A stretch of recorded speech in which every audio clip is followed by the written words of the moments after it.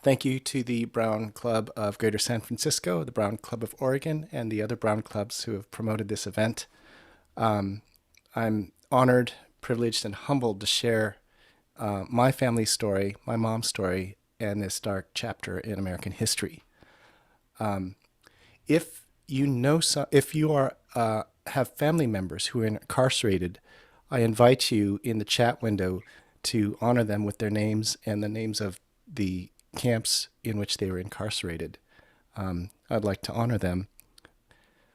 Also, if you have friends or if your family had friends who are incarcerated, I welcome you and invite you to put their names in the chat window. So I'm going to start off by sharing some pictures here. So I'm the youngest of 3 boys. Here I am with my 2 brothers and my mom at her 89th birthday last year. My grandparents came over to the United States in 1904 and 1911. They are Asai. If they were alive, Grandpa would be 142 and my grandmother would be 130 years old. They had 8 children who would be Nisei, like my mom, and my grandpa delivered 7 of them at home. They were married for over 50 years and lived through the worst period in U.S. history for Japanese Americans. Of those 8 children, only 2 are still alive, my mom and my Aunt Mika. Here they are at my Aunt Mika's 90th birthday 9 years ago. So, as Lisa said, this week is the 80th anniversary of the signing of Executive Order 9066, which forced 120,000 people from their homes on the West Coast and into concentration camps for 3 to 4 years. My mom was a 4th grader at the time.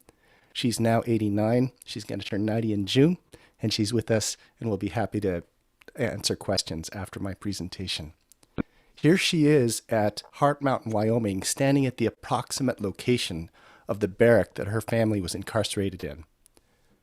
So this presentation is about my mom's family experience and the history of Japanese American incarceration with particular focus on Oregon and California. I'll be sharing photos of my family, historical facts, and I will also let my mom speak for herself through video clips of talks that she has given in the last 8 years.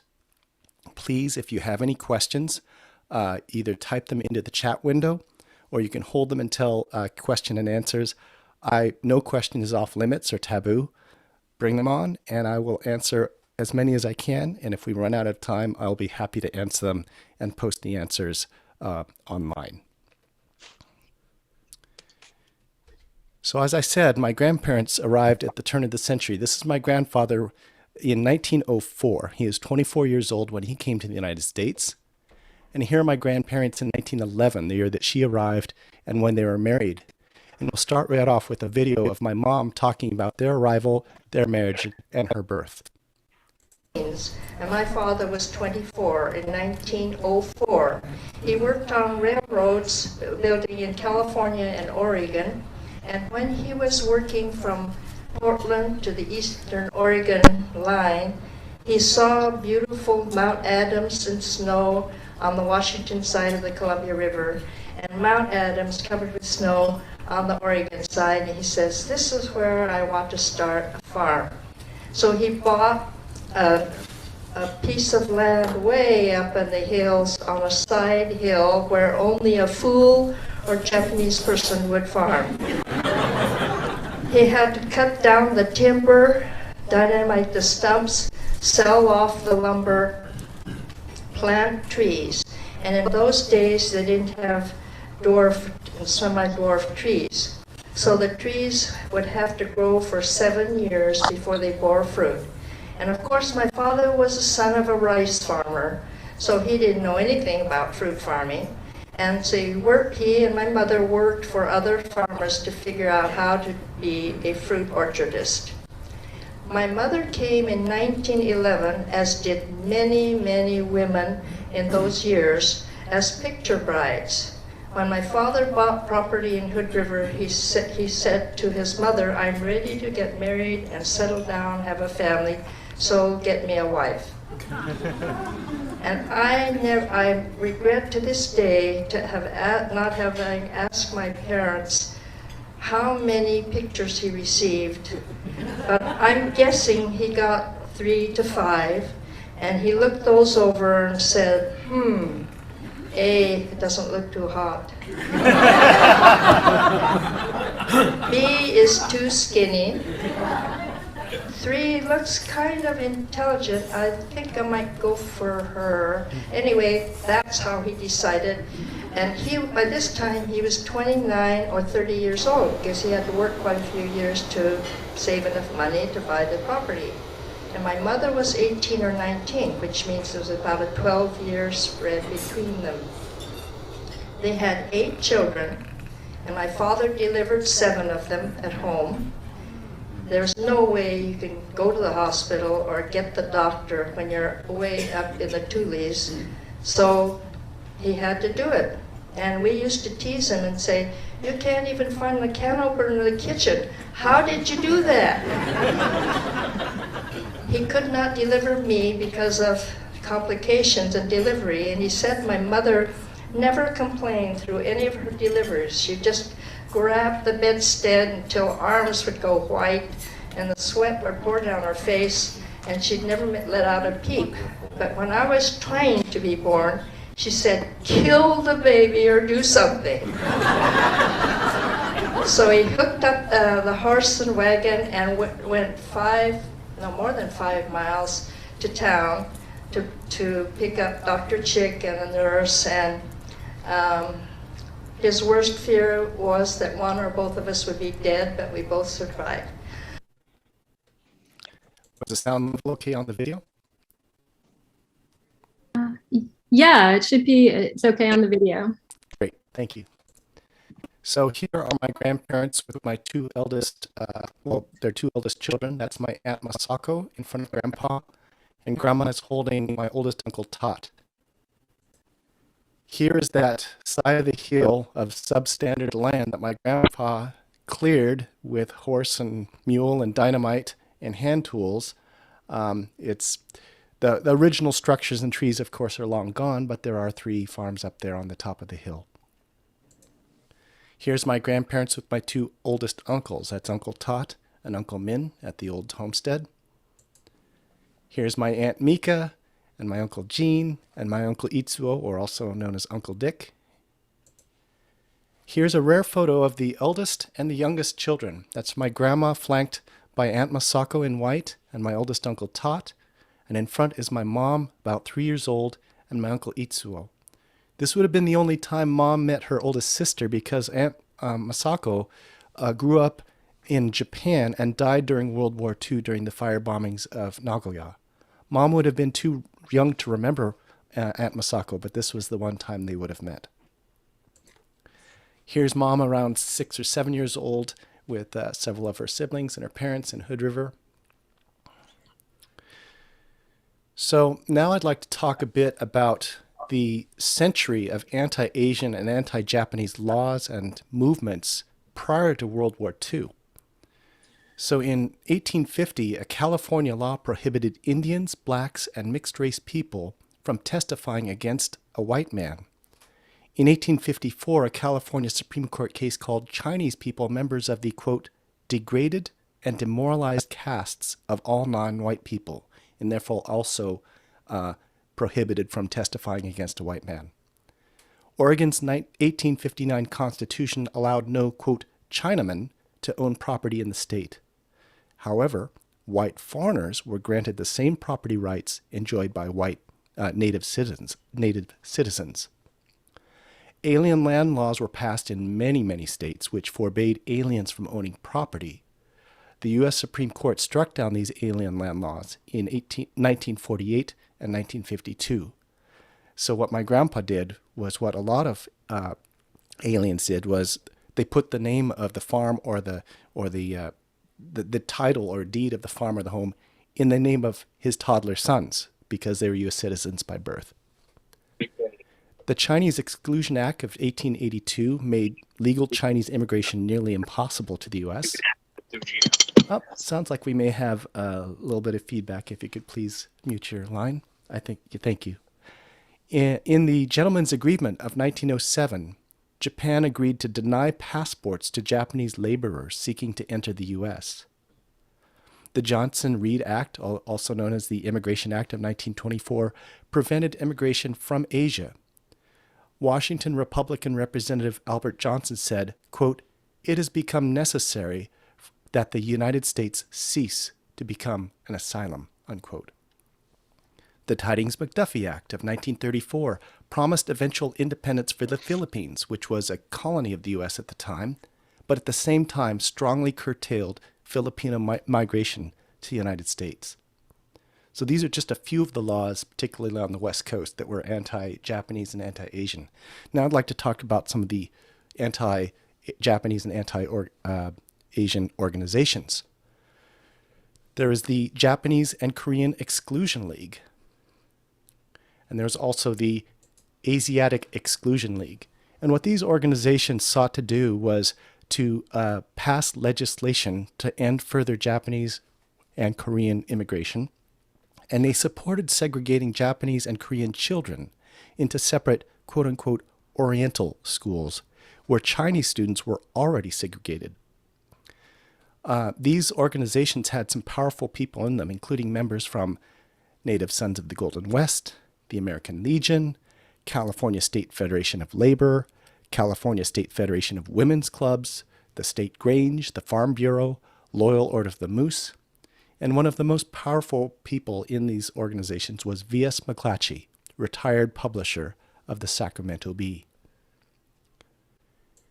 In the 1901 campaign platform for San Francisco mayor, Eugene Schmitz included in his platform educating, quote, all Asiatics, both Chinese and Japanese, in separate schools.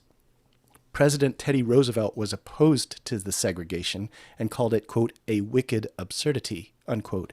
And he reminded people that Japan had sent over $100,000 of assistance following the Great San Francisco earthquake of 1906. Roosevelt summoned the San Francisco mayor and state representatives to the White House, and they came to agreement. San Francisco agreed to rescind the segregation order, and in return, Roosevelt ended immigration of Japanese into the U.S. by way of the gentleman's agreement that I just mentioned previously. After the Immigration Act of 1924 was passed, which basically ended Japanese immigration, the California Joint Immigration Committee, CJIC, was formed, which went on to target Filipino and Mexican immigration. So before Pearl Harbor was bombed, I had two uncles who were already serving. This is my Uncle Half, who enlisted in June of 1941. And this is my oldest Uncle Tot, who joined just the week before Pearl Harbor. And I'm going to let my mom talk about that. Well, the draft was on, and I don't know what was going on that we were having the draft in 1940 and 41, but they were boys were being drafted. And my one brother, my first brother, Half, had graduated from Hood River High School when he was 15, and he went to work for the railroad. And during the week, he'd work at the railroad gang and stay there, and on weekends he'd come home. And then he did that for 4 years, and he was 19 when he came home with a paper for my dad to sign. And my dad said, "What is this?" He said, "I want to volunteer in the Army, but I can't because I'm not old enough to be a volunteer. You have to sign." And my dad said, "Well, I don't know if I want to sign this." And he said, "Well, I'll forge your signature if you don't." So my dad signed it, and off Half went. And that was June of 1941, 6 months before Pearl Harbor. So he was the first to go in. Next slide. This is my oldest brother, Tot, and he was drafted before Pearl Harbor, and they had to report to an induction center in Portland, which from Hood River to Portland was a good 2-hour drive back then. Right after Pearl Harbor, they also drafted Japanese American boys, but since we were put on a curfew every night, we had to stay in our homes after 7 or 8 o'clock and could not leave our homes until 7 or 8 in the morning. And we had a restriction of a 10-mile radius. We could not be seen traveling in the daytime. And because they were drafted and had to report to Portland, which was more than 10 miles, and they would be breaking the curfew in many cases when they were moving, they had to have an escort. Each Japanese-American soldier had to have an escort taken to Portland and then So that curfew that Mom is referring to is the same one that Minoru Minyasui challenged all the way up to the Supreme Court. He lost that case. Yasui died in 1986 and was posthumously awarded the Presidential Medal of Freedom in 2015. And the Yasui family and the Asai family were friends, and I believe they may have been incarcerated close to each other at one point. So what happened on December 7th, 1941 to my family?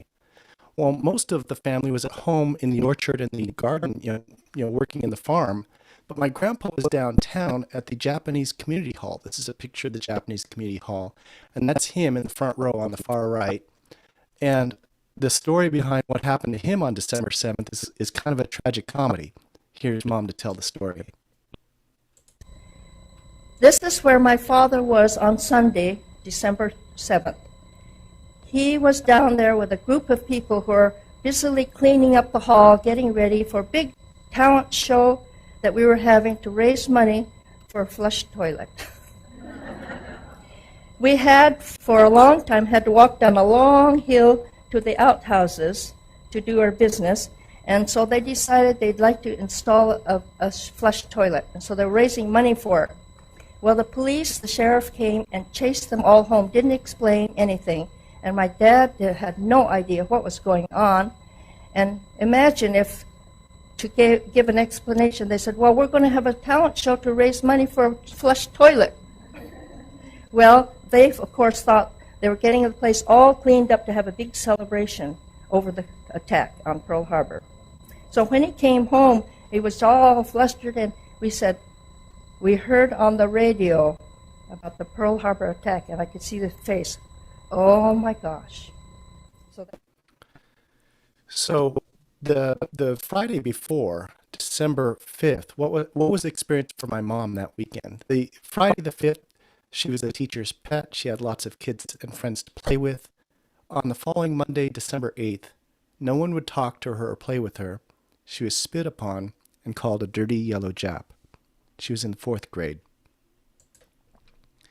So now I'd like to talk about some of the proponents of mass incarceration on the West Coast. This is General John DeWitt. He was in charge of the Western Defense Command and leader of the 4th Army. And he was strongly in favor of the mass removal and incarceration of Japanese Americans. There are many very upsetting and offensive quotes of his. He said, for example, quote, "There isn't such a thing as a loyal Japanese, and it is just impossible to determine their loyalty by investigation. It just can't be done." He opposed the plans to form the famous 442nd Regimental Combat Team that was made up entirely of Japanese Americans and went on to become the most decorated unit in U.S. military history for its size and length of service. Ironically, my Uncle Half served in the Western Defense Force, so General DeWitt was actually at the top of my Uncle Half's chain of command. DeWitt never publicly changed his mind or apologized, but it is interesting to note that at the end of his life, he joined the Japan-American Society of Washington.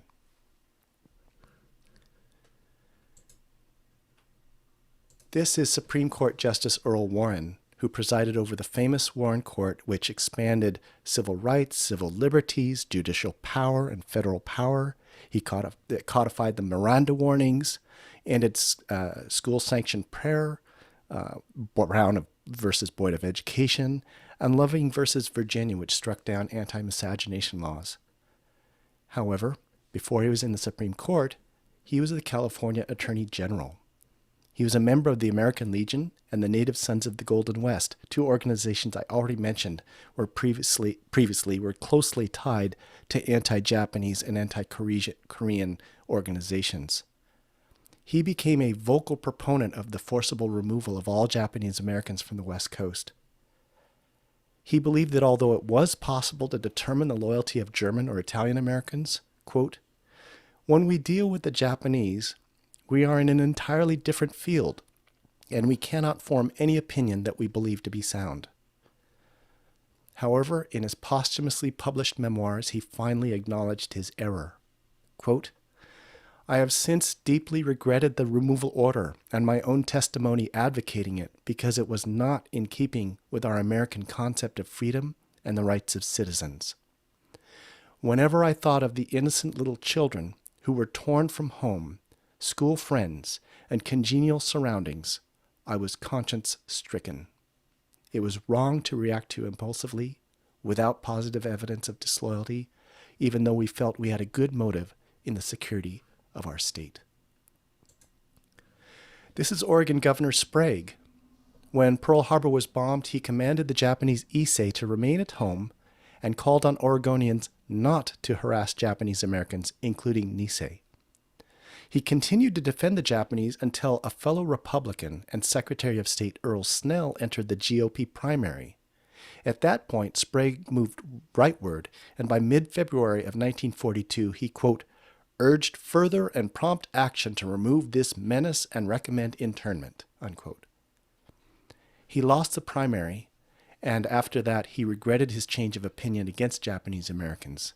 He supported the return of Japanese American, quote-unquote, evacuees and the restoration of their property. So, February 19th, just a few days ago, 1942, was when FDR signed Executive Order 9066. What does Executive Order 9066 do? It grants the military the authorization to designate security zones from which any or all persons may be excluded. I've highlighted that. Any or all persons. It doesn't say anything about national origin, race, citizenship status, religion, anything. So in theory, under this order, the military could say, state of Kansas, all Methodists have to leave. Or Idaho, anybody over 6 feet have to leave because of a security reason. Any or all persons. It was only used against Japanese Americans, but any or all persons. Any idea how long Executive Order 9066 was in effect? Was it World War II? 5 years? 10 years? How about over 30 years? Executive Order 9066 was rescinded in 1976 by Gerald Ford. He said, quote, we now know what we should have known then. Not only was that evacuation wrong, but Japanese Americans were and are loyal Americans. On the battlefield and at home, the name of Japanese Americans have been and continue to be written in history for the sacrifices and the contributions they have made to the well-being and to the security of this, our common nation, unquote. The executive order also authorized the creation of the War Relocation Authority, WRA. That was the organization that was in charge of rounding up the people, forcing them from the homes, building the camps. And its first director was Milton Eisenhower, brother to Supreme Allied Commander and later President Dwight D. Eisenhower. And I highly recommend you search YouTube for Milton Eisenhower and WRA. There's an impressive video, propaganda video reel that he narrates. So the military, using Executive Order 9066, designated the entire West Coast, Military Zone 1, as a zone from which all Japanese Americans would have to leave. And at first, they hoped they would leave voluntarily. They called this, quote-unquote, voluntary evacuation. Basically, the Army urged Japanese Americans to move outside the prohibited zones. So if you had a job, if you had school, if you had family or friends with whom you could live, you could voluntarily evacuate yourself. And certainly this was the military and the government's hope because logistically that would have been a lot simpler and cheaper. However, very few Japanese Americans had the money or the connections to move outside the West Coast. They most lived on the West Coast. And furthermore, communities were not too excited about accepting them. The government had been pushing this myth that Japanese Americans had to be removed due to military necessity. So if they're so dangerous that they can't be allowed on the West Coast, why should other areas allow them? So some Japanese Americans who tried to voluntarily evacuate were turned away at state borders. Some were thrown in jail. Others were threatened with mob violence. Voluntary evacuation was a complete failure and ceased by the end of March of 1942, and thus began the mass forced removal of Japanese Americans into concentration camps. Now, when we talk about this history, there are a lot of words and euphemisms that are used to describe this period. And I'm going to bring them up, and I'm going to invite you to challenge the words that are often used still today to describe this history. So let's start with the mass removal. Even President Ford called it the evacuation. Evacuation and relocation. Evacuation typically means to relieve a dangerous situation. Maybe it's a natural disaster, a flood or hurricane, or a drought. Maybe it's a civil war. This was not running away from a dangerous situation. This was a forced or mandatory removal, a banishment or an exile. And relocation is so euphemistic. I mean, when you hear relocation, does that conjure up images of a soldier with a bayonet forcing you from your home? Probably not.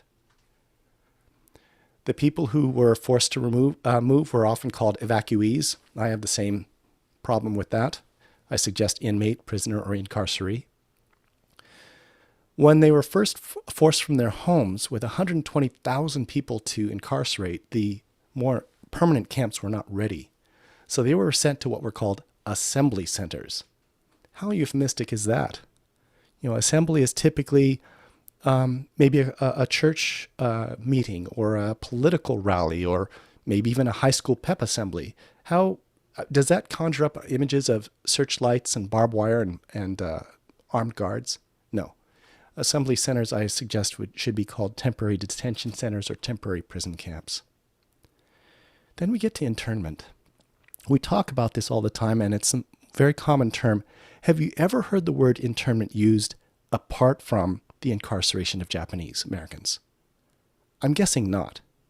Internment does have a legal definition, but my suggestion is that it is only used to describe Japanese American incarceration, and for that reason, I think it is inaccurate or vague. So I reject the term internment and suggest incarceration or imprisonment. Same with internee, like evacuee, inmate, prisoner, or incarceree. Now we get to the big ones. The permanent camps were officially called relocation centers or internment camps. And that's by far the most common term I hear today to refer to them. And I reject that term for the same reason. Have you ever heard the term internment camp except for World War II Japanese American incarceration? I'm guessing no. So what do we call them? Well, for most of my life, I've called them incarceration camps. And I haven't been comfortable until recently to start calling them concentration camps. Now, I can understand the hesitation to use that term. When people hear concentration camp, typically the first image that comes to mind is the horror that was the Holocaust in Germany, in Nazi Germany. And with due respect to my Jewish brothers, sisters, and friends, I respectfully point out that concentration camps existed before the Nazi horror, and they existed after that. And what happened in Nazi Germany was a horrific extreme, and I refer to those as extermination or death camps. If you're not comfortable using the term concentration camp, I invite you to use incarceration camp and invite you to reject the term internment or internment camp. Okay, thanks for that little mini lecture. I'll switch back to the story. So after Executive Order 9066 was signed, posters like this were put up all across the West Coast with instructions to all persons of Japanese ancestry. Now, what you can't see in this was it was directed to all persons of Japanese ancestry, both alien and non-alien. What is a non-alien? A citizen, of course. How insulting is that, to be called a non-alien? But even the term alien is problematic. It's not as clear-cut. My grandparents had lived peacefully and legally for over 30 years in the United States before Pearl Harbor, yet they were not citizens. They could not become citizens because anti-Asian laws prevented naturalization of Asians until 1952. By that time, Grandpa was 72 and Grandma was 60. They never became naturalized. My grandpa was studied for, and he probably could have passed the test, but Grandma only had a second-grade education. And we believe that he probably didn't want to try and take the test if he didn't think his wife could too. So they never became citizens. So even the concept of alien versus citizen is problematic because my grandparents couldn't become citizens. All right. So started the quote-unquote evacuation. And so people were carried by bus. As you can see, they're getting loaded and get up here. And you could only take what you could carry. This is a famous photo of a little 2-year-old girl waiting at the train station to be taken to Manzanar. You could only take what you could carry, and you only had a week or two to prepare for this. So you can imagine the chaos and frustration, and as you had to sell off your car, lease your home, lease your farm, and in that chaos there was a lot of gouging and swindling. Many people lost, incalculable amounts of possessions in the quote-unquote evacuation. Every family was assigned a family number. My mom's family number is 16339, and every person had to wear a paper tag with that family number, and every piece of baggage had to have that tag on it. And if you look at some of the video clips of my mom speaking, you'll see she's wearing a tag like this to remember that. Here's the Portland train station with the people getting ready to be loaded up. And that was how my mom's family was transported by train. She was a 4th grade girl, and she was excited. She had never been on a train before. This was going to be her first train trip. They got on the train, and they were ordered to close the blinds, and there was an armed soldier with a rifle and a bayonet in every car. They had no idea where they were going, how long the trip was going to be. Not a very fun train trip. So as I said, at the beginning of the forced removal, the permanent camps were not ready. So they were first sent to quote-unquote assembly centers. What were assembly centers? Well, they could have been old fairgrounds, like this is the Puyallup Assembly Center in the Western Washington Fairgrounds. Its name was Camp Harmony. It had over 7,000 inmates, primarily from Seattle, Tacoma, and Alaska. And one inmate described living there as, quote, nothing more than a shed on a chicken ranch. This is the Portland Assembly Center. It was in the North Portland in the Pacific International Livestock Exposition Pavilion. It held 3,700 inmates from the Yakima Valley and from most of Oregon State, excluding Hood River. It had limited ventilation. You can imagine the stench, and temperatures reached 107 degrees. The stench was horrendous, and Minya Sui himself described flies were just horrendous. The largest and longest occupied temporary camp was the Santa Anita Racetrack. Here's a guard tower there. It had 18,719 inmates, primarily from LA, also San Diego and Santa Clara counties. And people were housed in horse stalls. I don't care how well and how vigorously you clean a horse stall. In the heat of the summer, the stench was just horrendous. And to make things worse, with 18,719 inmates, they had 15,000 mattresses. So the latecomers were given mattress covers that they had to fill with straw bed sacks. And until the beginning of July of 1942, there were only 150 showers. 150 showers for over 18,000 people. I read that the average budget for feeding one inmate at the camps was 39 cents a day. This is a guard tower at the Pinedale Assembly Center in Fresno, California. It held 4,792 inmates, primarily from Washington State, Hood River, Oregon, and Sacramento. It was formerly a lumber yard, and new barracks were built.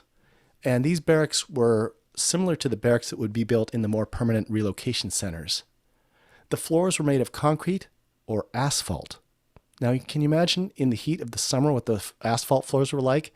The shoes would stick in it, and the furniture would sink into the asphalt. Half of the inmates received cots. Late arrivals received tick mattresses they had to stuff with straw. Many people suffered from hay fever and allergies because of that. And temperatures got up to 120 to 125 degrees Fahrenheit. So for those who came from Washington and Oregon, you can imagine how unbearable that was, and people fainted from the heat. Mom has a very vivid memory of Pinedale. and she'll tell about it now. This is a typical guard tower that's around the camps. There in Pinedale, there were 4, one in each corner, and every night there was a huge searchlight that you could see in a used car lot that would sweep over the camp. And although I was a happy child and had a happy face, I didn't realize how much these things were indelibly placed in my brain until I moved from Pinedale Assembly Center to Tule Lake Relocation Center, where there were no searchlights going around the camp. But as I lay in bed, I could feel it, because I used to count it. 1, 2, 3, 4, 5, 6, 7.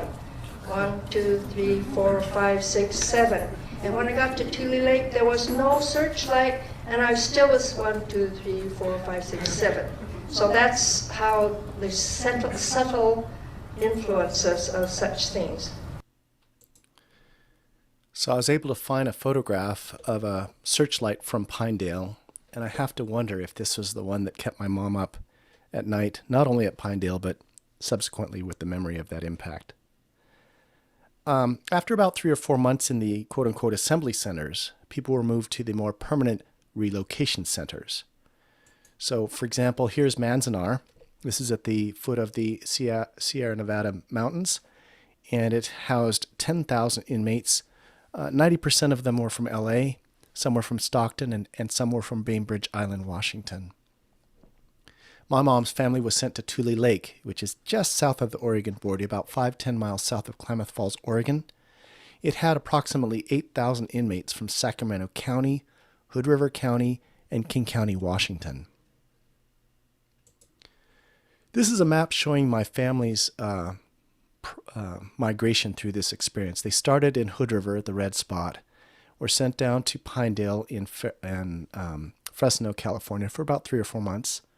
They were transferred to Tule Lake for about a year, and then they were transferred to Heart Mountain, Wyoming for 2 years, after which they were finally released and allowed to go home. So here is a census from the Tule Lake incarceration camp. You can see my mom's family names there, and they were in Block 67, Barrack 15, Units C and D. So here's a map of the Tule Lake incarceration camp, and I'm pointing at Block 67, Barrack 15, and I think each barrack had about 4 or 5 partitions, so they had C and D because they had a larger family.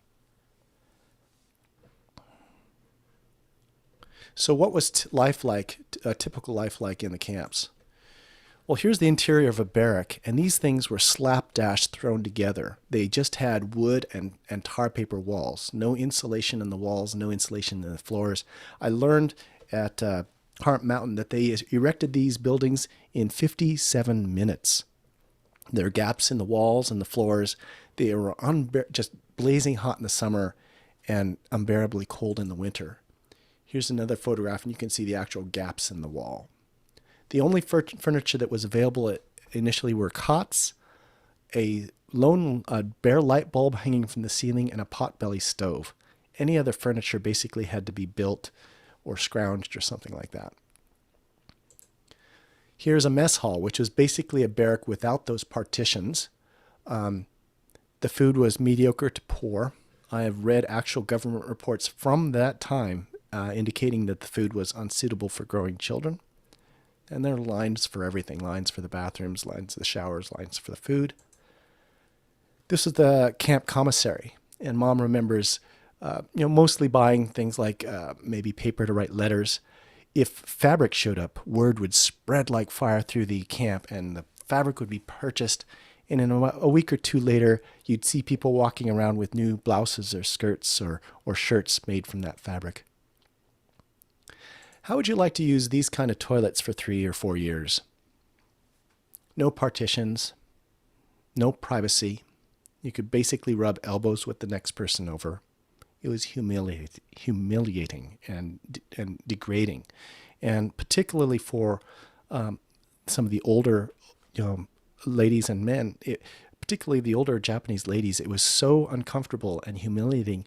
They would try and not go until late at night or get up early in the morning. Sometimes people would take cardboard and make big boxes that they'd wear into the bathroom for privacy. I read recently a story about people allowing just one person in so that she could have privacy, but of course there was lines waiting already. All the jobs in camp were filled by incarcerees: doctors, dentists, the laundry. There's one job you could not do as an incarceree, and that was teach. They brought in Caucasian teachers to teach the children, and every day the children would have to recite the Pledge of Allegiance behind barbed wire and armed guards. My mom remembers this. There's a high school dance. And as I said, the insulation on these barracks was just so mediocre, and it got really cold.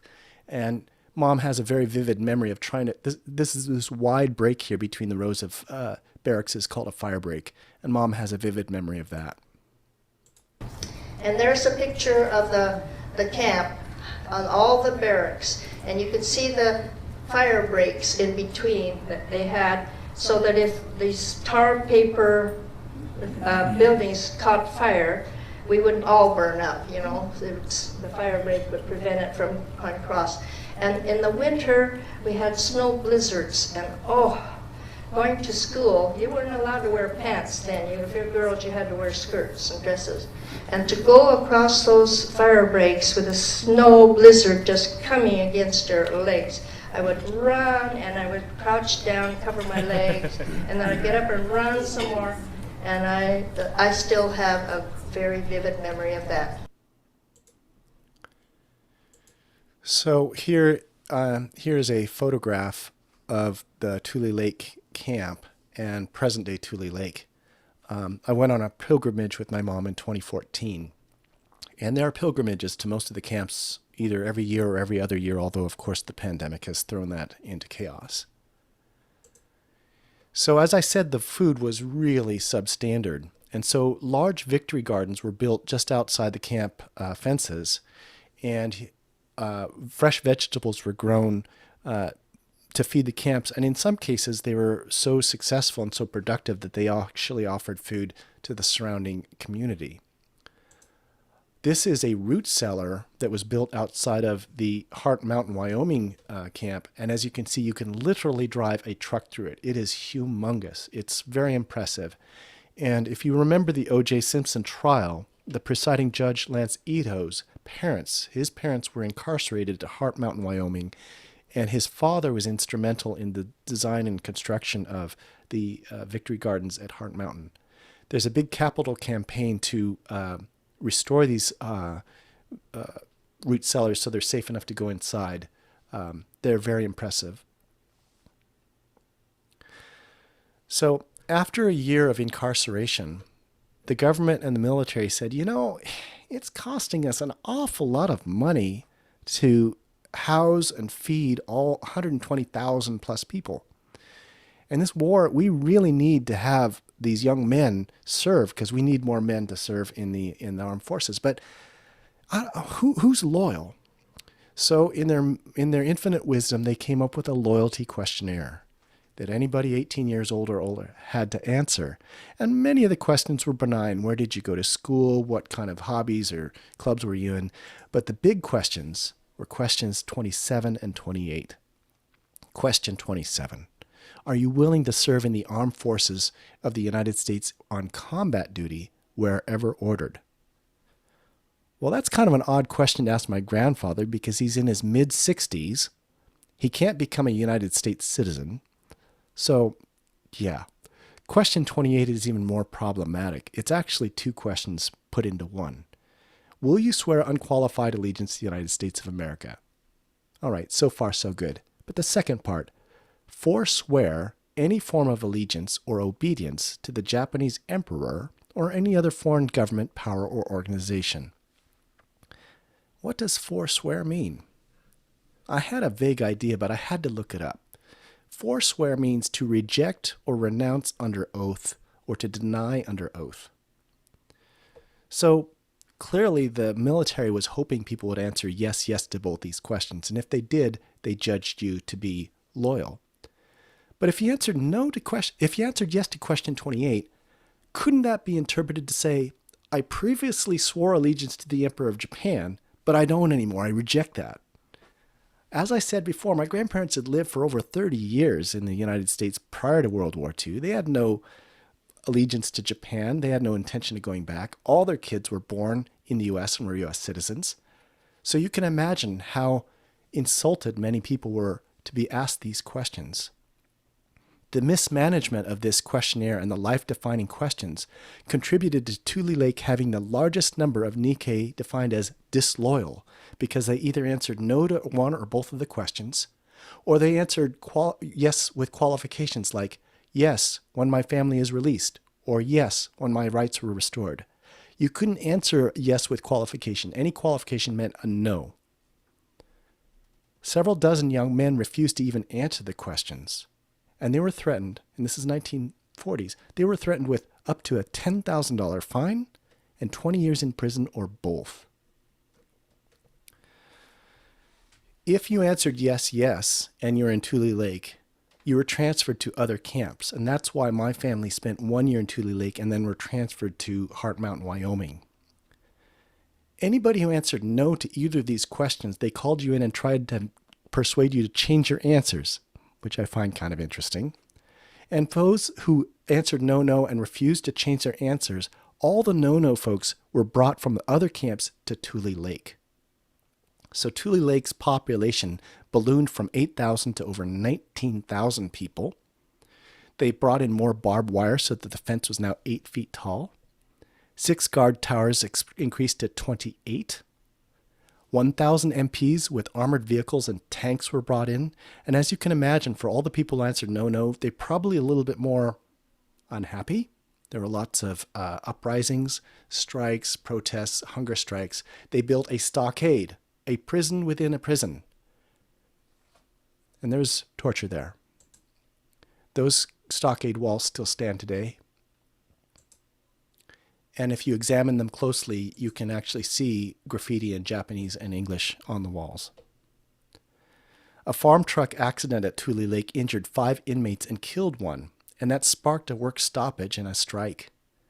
Inmates demanded improved safety and working conditions. They were fired. Quote-unquote loyal inmates from Poston in Arizona and Topaz, Utah, were brought in as strike breakers. Strike breakers were paid $1 an hour. They earned in 2 days what Tule Lake inmates earned in a month. So you can imagine the kind of dissension and hostility that was encouraged and fomented between Japanese Americans, incarcerees. And this questionnaire tore families and friends apart. Some people, like my grandfather, said, this is not a time to be proud. Let's answer yes, yes. Other people would say, I know my rights. I'm a U.S. citizen. This is wrong, and clearly my citizenship doesn't count for much. To heck with this. With all the uprising and chaos at Tule Lake, the government and the military wanted to deport these assumed troublemakers. But you can't deport a U.S. citizen. So, Congress passed the Denaturalization Act of 1944. This allowed you to renounce your citizenship. Over 5,000 Nisei renounced their citizenship. Now, why would you do such a thing? Well, first of all, if you renounce your U.S. citizenship, what citizenship do you have? None. You're certainly not a Japanese citizen. Now, why would you renounce your citizenship? Well, gee, mom and dad are aliens. They can't become citizens. They're probably going to be deported. Let's keep the family together. Let's renounce. Well, clearly my citizenship doesn't count for nothing. Heck with this country. Well, gosh, everything is censored. This war was supposed to be over. I wonder if Japan is winning. Over 5,000 people renounced their U.S. citizenship. One lone ACLU lawyer, Wayne Collins, fought for over 20 years and overturned all those renunciations. Some people were sent to Japan and were stuck there for 10, 15, 20 years. He is held with deep respect and gratitude in the Japanese American community. So, as I said, my family answered yes, yes to the questionnaire, and they were transferred to Heart Mountain from Tule Lake. So they escaped the worst of the worst situation in Tule Lake. During that train trip, the train came up through Oregon and stopped in the Columbia River Gorge on the Washington side across from Hood River. Fresh apples were brought in from Hood River. My family couldn't bear to eat them. Here's a census from Heart Mountain, Wyoming. Again, you can see my mom's family name, their family number, 16339. Here is a map showing the Heart Mountain, Wyoming camp superimposed over today's farmland. In the upper left corner, there's a little blue dot. That's the barrack that my family was incarcerated in. At its time, Heart Mountain was the third largest city in Wyoming. Here's a picture of Heart Mountain in the distance with the barracks and the wide fire break that Mom was talking about. Now we should talk about what Mom's experience in camp was like, because it was unique. She was just a grade school girl. She didn't fully grasp what was going on. At home in Hood River, she walked 1.25 miles to and from school. She didn't have play dates. She came home and worked on the farm, worked in the orchard. In camp, she had all these kids her age to play with and lots of free time. So her experience was pretty good. Here she is sitting with some friends on the steps to the barrack.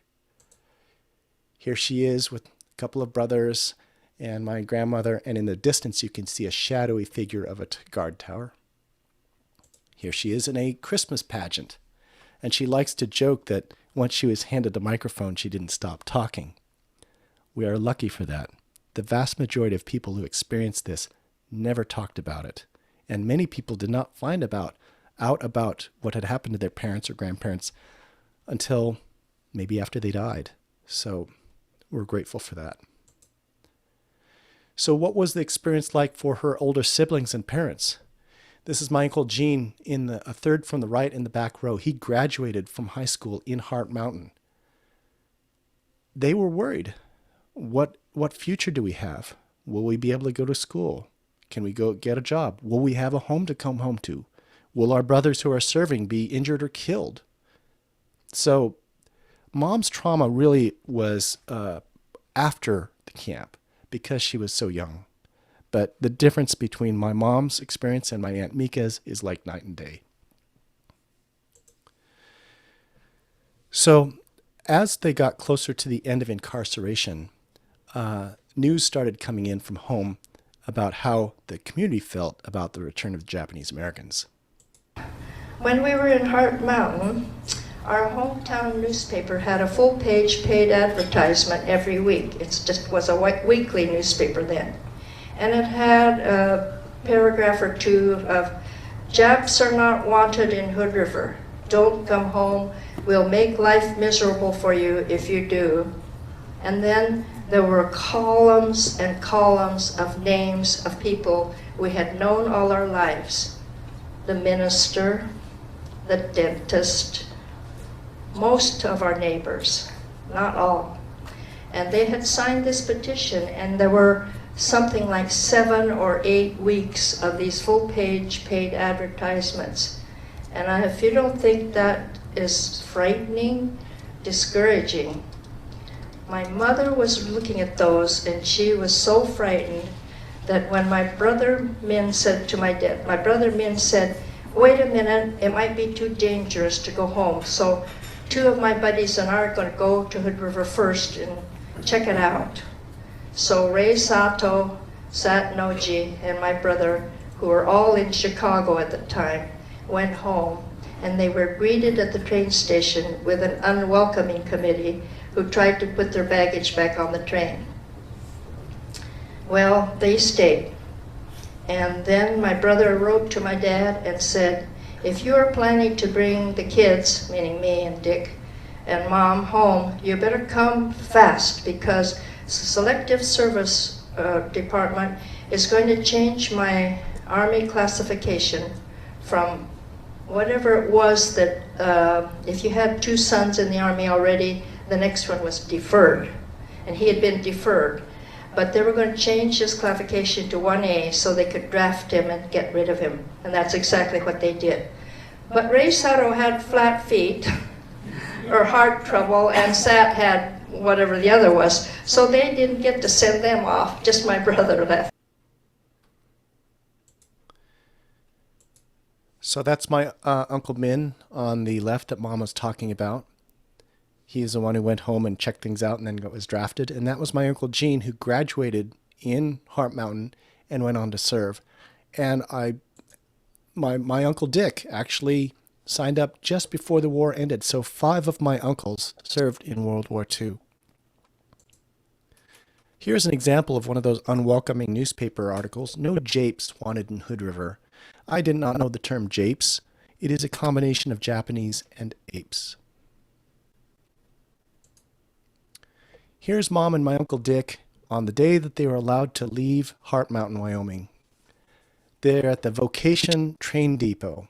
And my mom in 2019 and I went to Heart Mountain, and we found Vocation Lane, which was where that depot used to be. And in the distance, you can see the barrack of the Heart Mountain Interpretive Center, which is excellent. If you ever are in Wyoming, it's just 10 minutes outside of Cody. Go. So my mom's family returned to Hood River because they had a home to return home to. That was extraordinarily rare. Most Japanese Americans lost everything. Mom explains why. Go ahead. Okay. We were very fortunate in that my father owned 3 orchards when we left, and he had no mortgages. He had money in the bank. But a lot of the people had mortgages and no money in the bank. So if somebody leased their orchards while they were in camp and were not ethical and say, well, they didn't make any money, they went in the hole, according to the terms of the lease, maybe 60 or 70% of the profits they would keep, and 30% was supposed to come to the owner. But there was never any profit. You know, nobody made any money during World War II. So that's what happened. But lots of people lost their properties because of that situation. We used to tease my dad and say, you're not Japanese, you're Scotch. It's a good thing. So Mom's family was one of the first families to return to Hood River. That's my Aunt Mika, Grandpa pouring water into the tractor, Grandma. And it turns out these photos were actually used as propaganda. Mom explains why. There's my sister hoeing. Next. There's my father and my brother Gene showing the very nice fruit trees. And these photos were all taken by the War Relocation Authority, which was in charge of the whole program of taking us from our homes into the camps and trying to help us establish ourselves in our homes after we were released. Next. And there's my mother. Next. There's my mother and father with the fruit trees in Hood River, and my brother Gene. Next. Oh, and we found out that those photos were taken sort of for propaganda purposes, because the people who were still in the camps were afraid to go home, and they were not leaving the camps like the government wanted them to. So they were trying to give them encouragement to leave. So they took pictures of us like that, happily relocated in our homes. Well, what they didn't know is what we were going through, although these are happy-looking pictures. Some friends of ours said, oh, we saw these pictures of your dad pouring water on the tractor and your mom with a hoe and everything. They were put up in the camps to show the rest of the Japanese people they should get out of the camp and go home. So if you turn over one of those photos, you can see the stamp of the WRA right there. And so these pictures were used to encourage the Japanese to return to their homes. Everything's great. Well, what was the reality? Well, most communities did not want the Japanese to come home. I won't dignify this by reading it. You can guess from the caricature what the language of this Japanese hunting license reads. Hood River made national news with the so-called Hood River incident regarding the honor roll. This is the Hood River County courthouse, and this is the honor roll with all the service people listed, and Mom will tell that story. This is a picture of the honor roll. I better tell you about that. How's my time, Toby? Okay. There was an honor roll in almost every town where they put the servicemen's names up. And in 1944, there were 16 Japanese-American boys' names up there, 2 of them being my brothers. And the American Legion Post erased those 16 names. And my oldest brother, was in the Battle of the South Coral Sea when the tide turned in our favor in the war, and he marched into Manila in the Philippines right behind the Marines who went in first. He got his first copy of Stars and Stripes in weeks, and he reads on the front page that his name was removed from the honor roll in Hood River, Oregon. This was really great for my morale.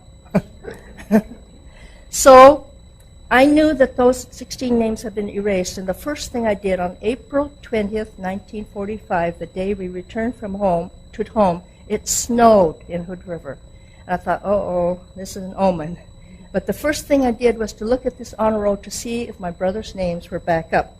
Because the American Legion, when they erased those names, Hood River, Oregon got national publicity for the first time in its history in the New York Times, saying they did this.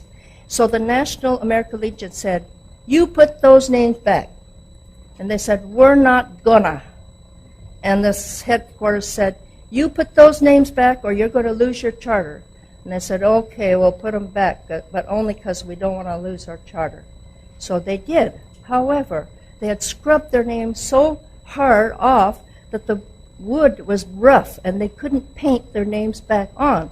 So they had to get little pieces of board and write their names on them and hang them. So the 16 names stood out from all the rest. So with that kind of unwelcoming atmosphere, the vast majority of businesses would not serve Japanese Americans. They had big no Jap trade signs in their windows. This is a barber in Kent, Washington. So how did they get by? Well, there are a precious few number of allies who helped my mom's family. This is the Reverend Sherman Burgoyne. He wrote a scathing editorial lambasting the American Legion for the Hood River incident with the honor roll. And Mrs. Max Moore there formed, along with Carl and Hazel Smith, the neighbors to our farm, the League for Liberty and Justice. And they helped out our family and other Japanese Americans. And Mom talks about them. Not all the people in Hood River signed that petition, but it came with great sacrifice.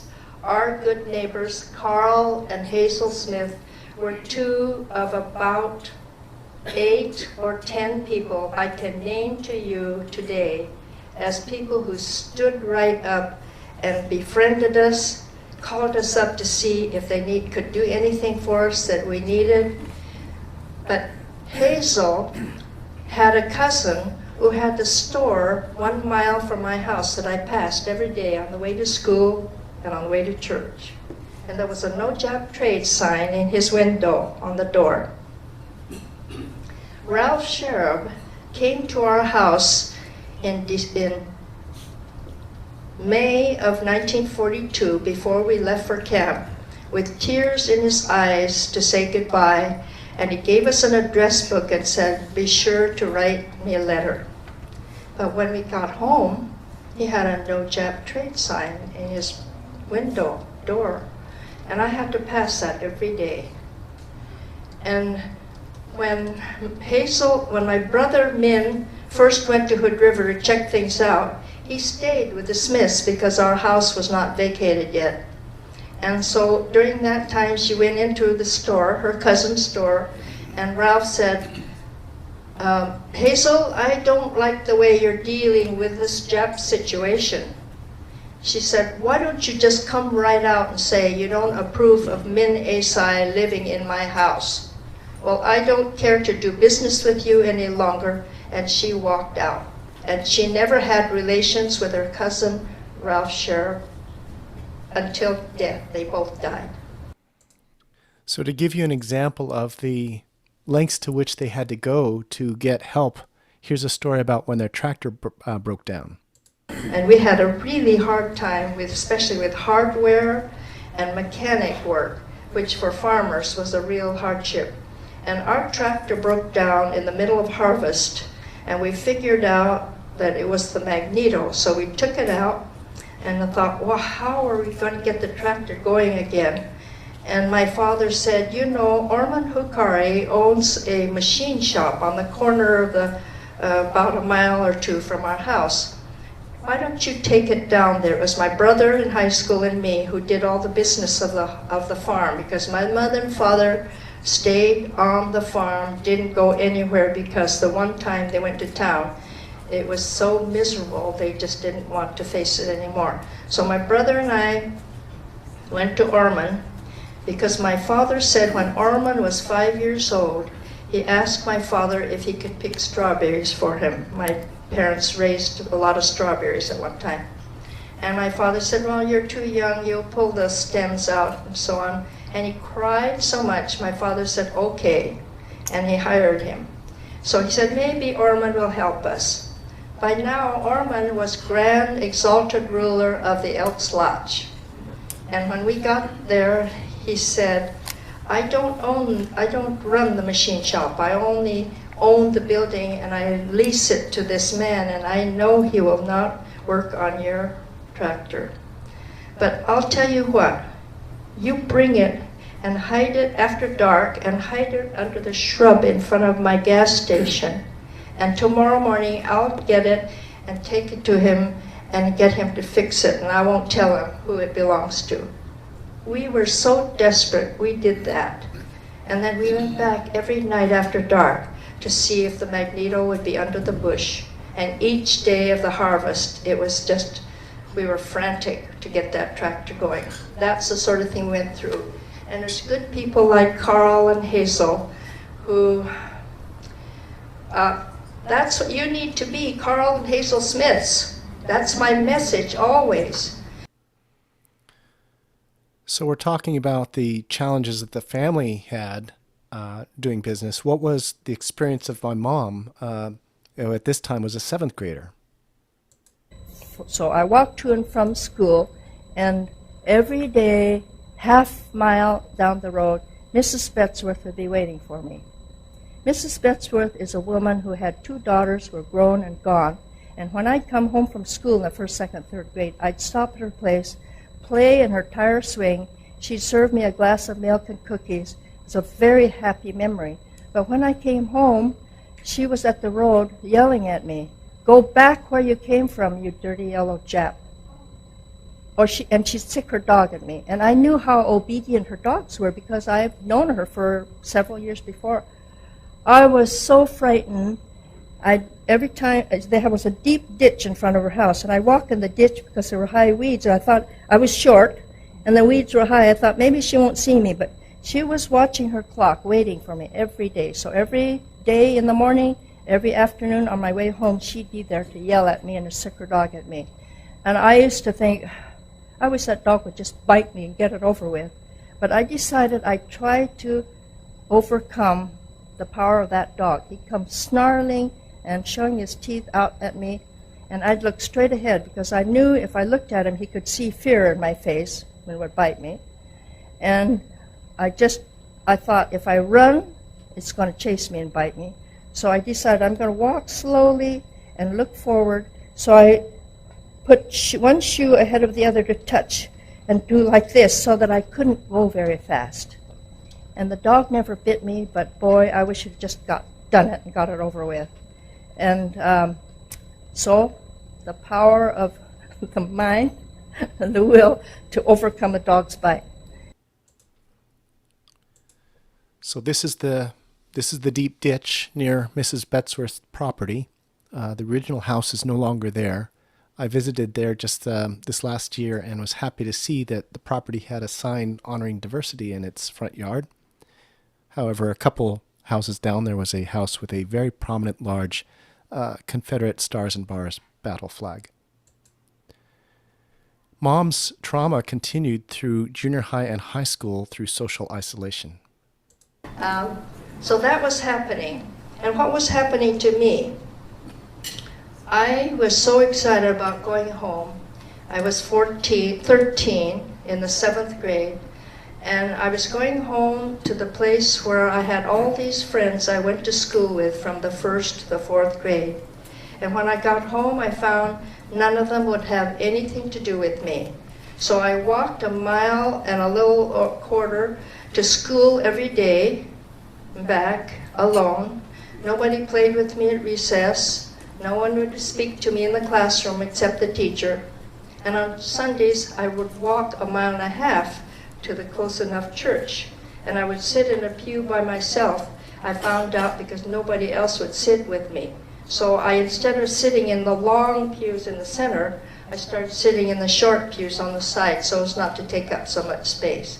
But I sat there thinking, I'm going to sit in a long pew in the middle one of these days anyway. But I didn't do it. So it was a tough time for me in the ages 13 to 15. When I got to high school, I couldn't date, I couldn't go to the dances. I could, but there were 2 Japanese boys in the high school, and I didn't want to go with them. And if I did go with them, I'd have to dance with them all evening, and nobody else would dance with me. So what's the use? I had a crush on a Caucasian boy, and I thought for the Sadie Hawkins dance, there's my chance. But as I thought about it, because of the social pressures, he probably would refuse. And I would never know if he didn't like me or he was afraid. And I didn't want to embarrass him. So I gave up the idea. So I never went to a dance until I was at the University of Oregon. I had my first date when I was a freshman in the university. So this is the church. It's still standing today, where nobody would sit on the same pew with her. And at the end of the service, when people were filing out, the minister would turn his face away. But Mom would go there. People asked, why would you do that? Why would you do that to yourself? She was so socially isolated and starved for human interaction, she would attend even if people were cold or cruel to her. The middle school that she walked to is gone. There's a new house here, but this old building is an outbuilding from the middle school, the Barrett School, that has a concrete floor where people used to roller skate. So scarring was this experience. For many people who experienced this wanted to reject everything Japanese. Being Japanese sucks. I'm going to be 150% American. And so Mom, whose given name was Mitsuko, which everybody said Mitsuko, unilaterally, without telling anybody, changed her name to Mitzi. Didn't even tell her parents. Her father found out when he looked at her report card. He looked at it and smiled, looked at her and smiled, looked back at the card and smiled, didn't say a word. Mom named herself Mitzi. In 1980, the Commission on Wartime Relocation and Internment of Civilians, CWRIC, held hearings. Over 750 people testified. Many of them spoke for the first time about their wartime incarceration. The final report was titled Personal Justice Denied, and the conclusion was that the decision to mass incarceration was based on, quote, racial prejudice, wartime hysteria, and a failure of political leadership. In 1988, the Civil Liberties Act gave surviving Japanese American reparations and a formal written apology. It was signed by the president, and it is one of our most prized possessions. So how is this information, how is this history relevant today? Well, let's take a look at some parallels from very recent news. When pandemic relief programs were created, they ignored and excluded undocumented immigrants. Up to 75% of them are considered essential workers. They work, they pay taxes, and most of them have kids who are American citizens. Does this sound familiar? A veteran news anchor shared that she enjoys dumplings for New Year's. Quote, that's what Koreans do. A viewer called in and responded saying that they kind of take offense to that. I don't think it's appropriate she said that. She's being very Asian. She can keep her Korean to herself. If a white person said that, they would be fired. A University of Pennsylvania law professor, a tenured law professor, stoked fears in an interview of the, quote, danger of dominance of the Asian elite. She went on further to say, quote, I think the United States is better off with fewer Asians and less Asian immigration. So I'm going to go through the last slides very quickly. This is, and they are all linked from my blog page, which I will post again with information about this history. If you want to learn more stuff online, there's the Den Show online encyclopedia that has tons of photos and testimonies and video clips. Most of the former incarceration centers have websites and Facebook pages that you can visit for historical information and current events. If you're like me and like to listen to podcasts, the Order 9066 podcast is excellent. And if you use QR codes, that's a QR code that will take you to my blog entry, which I update regularly with new information about Japanese American incarceration. When this video is recorded, it will be linked there too. What about places to see? Well, with the pandemic, it's a little more difficult, but here are some suggested places to see. Go to the former sites: Manzanar, Tule Lake, Minidoka in Idaho, Heart Mountain, etc. I really recommend the Heart Mountain one in Wyoming, outside of Cody. It's fantastic. If you're in Seattle, go to the Panama Hotel, especially the tea room. There's a hole in the floor with plexiglass where you can see a storage room where Japanese Americans hurriedly stored goods before they took off to the camps. It's kind of eerie, like looking at a window through time. And that hotel is featured in the novel Hotel on the Corner of Bitter and Sweet. There's a Remembrance Plaza for the Pinedale Assembly Center in Fresno. I have not seen it. I want to see that. In Eugene, Oregon, there's the Japanese American Memorial next to the Holt Center. Museums. There's the History Museum in Hood River County in Hood River, Oregon. There's the Japanese American Museum of Oregon in Portland. I've never been to, but I really want to see the Japanese American National Museum in LA and the Japanese American Museum of San Jose. And in Seattle, there's the Northwest Nikkei Museum. Books. There are many books to recommend. Here's just a short list. The award-winning Stubborn Twig by Lauren Kessler tells a story about the Yasui family and Min, who went all the way to the Supreme Court. Again, this Yasui family were friends to ours. Tule Lake is a historical novel by Ed Miyakawa, and it gives you a really good idea of just how bad Tule Lake became after it became a segregation center. If you like war and military history, Robert Asashina's book is very well documented and researched, talking about Japanese American soldiers' exploits in the Pacific and the European theater. I will never forget the harrowing story about how former Senator Daniel Inouye lost his arm. Linda Tamara is a professor at Willamette University in Oregon. She's from Hood River and recorded many family personal testimonies. She's written many books. This is just one, Nisei Soldiers Break Their Silence, Coming Home to Hood River. It happens to have my family listed probably every 10 pages, and one of the soldiers on the front is one of my uncles.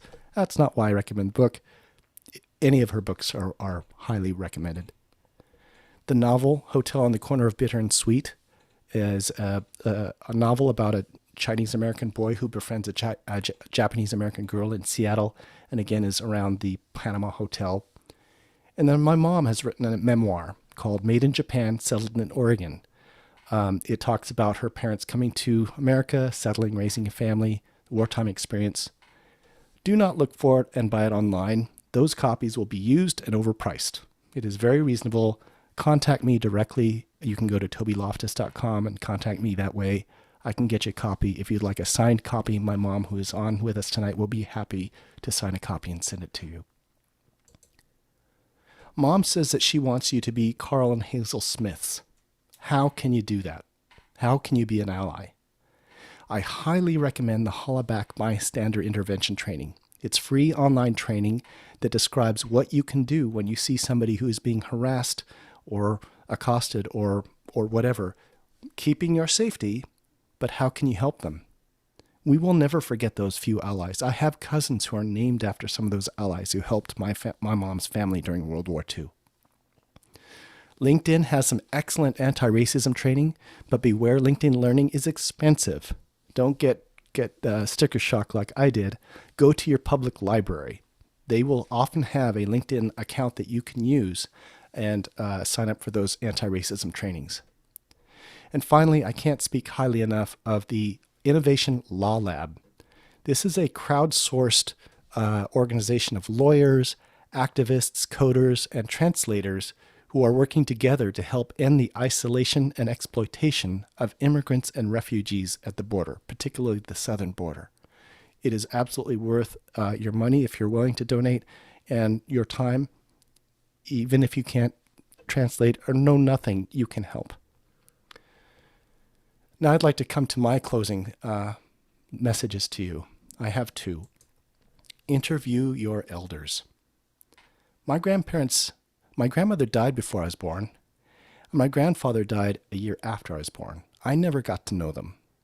But I know these stories because my mom handwrote them down, manually has typewritten them, and has been giving talks for as long as I've been alive.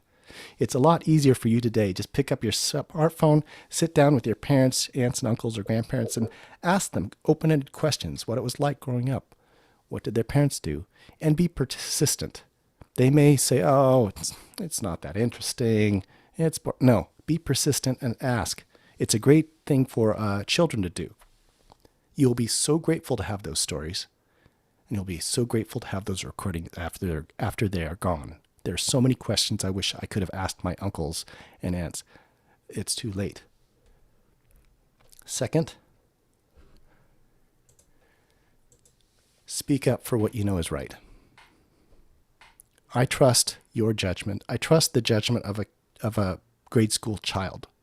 When you see somebody being mistreated, when you hear something being said that's wrong, speak up. Don't let anybody convince you that your voice doesn't matter. It does.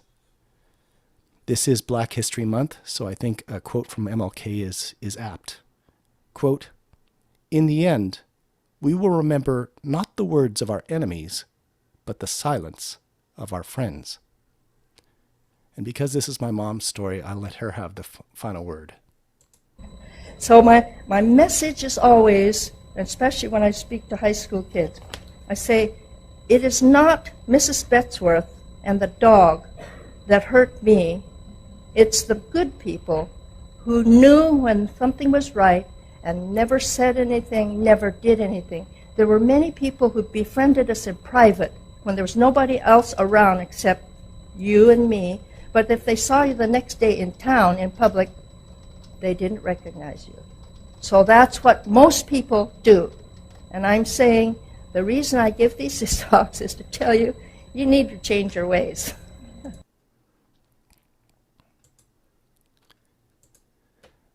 My mom and I and my family are grateful for your interest in this and for your attention. Thank you so much.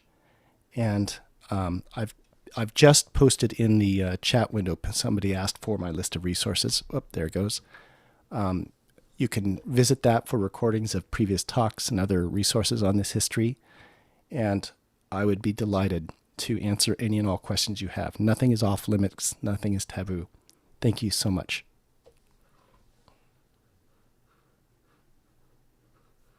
Thank you so much, Toby, for sharing this history, and also just sharing your family with us is really so special. I'm just wondering, since your mom is here, if she has anything that she wants to add at this time before we go into Q&A? No, I've talked enough. But if you ask a question that I can't answer, I'm sure she'll be happy to chime in. Okay, well, great. We have a lot of great comments and questions here, and I think it's an intimate enough setting that if people just want to unmute themselves and share their comments or a question for us, please go ahead in our respectful Brown alumni way.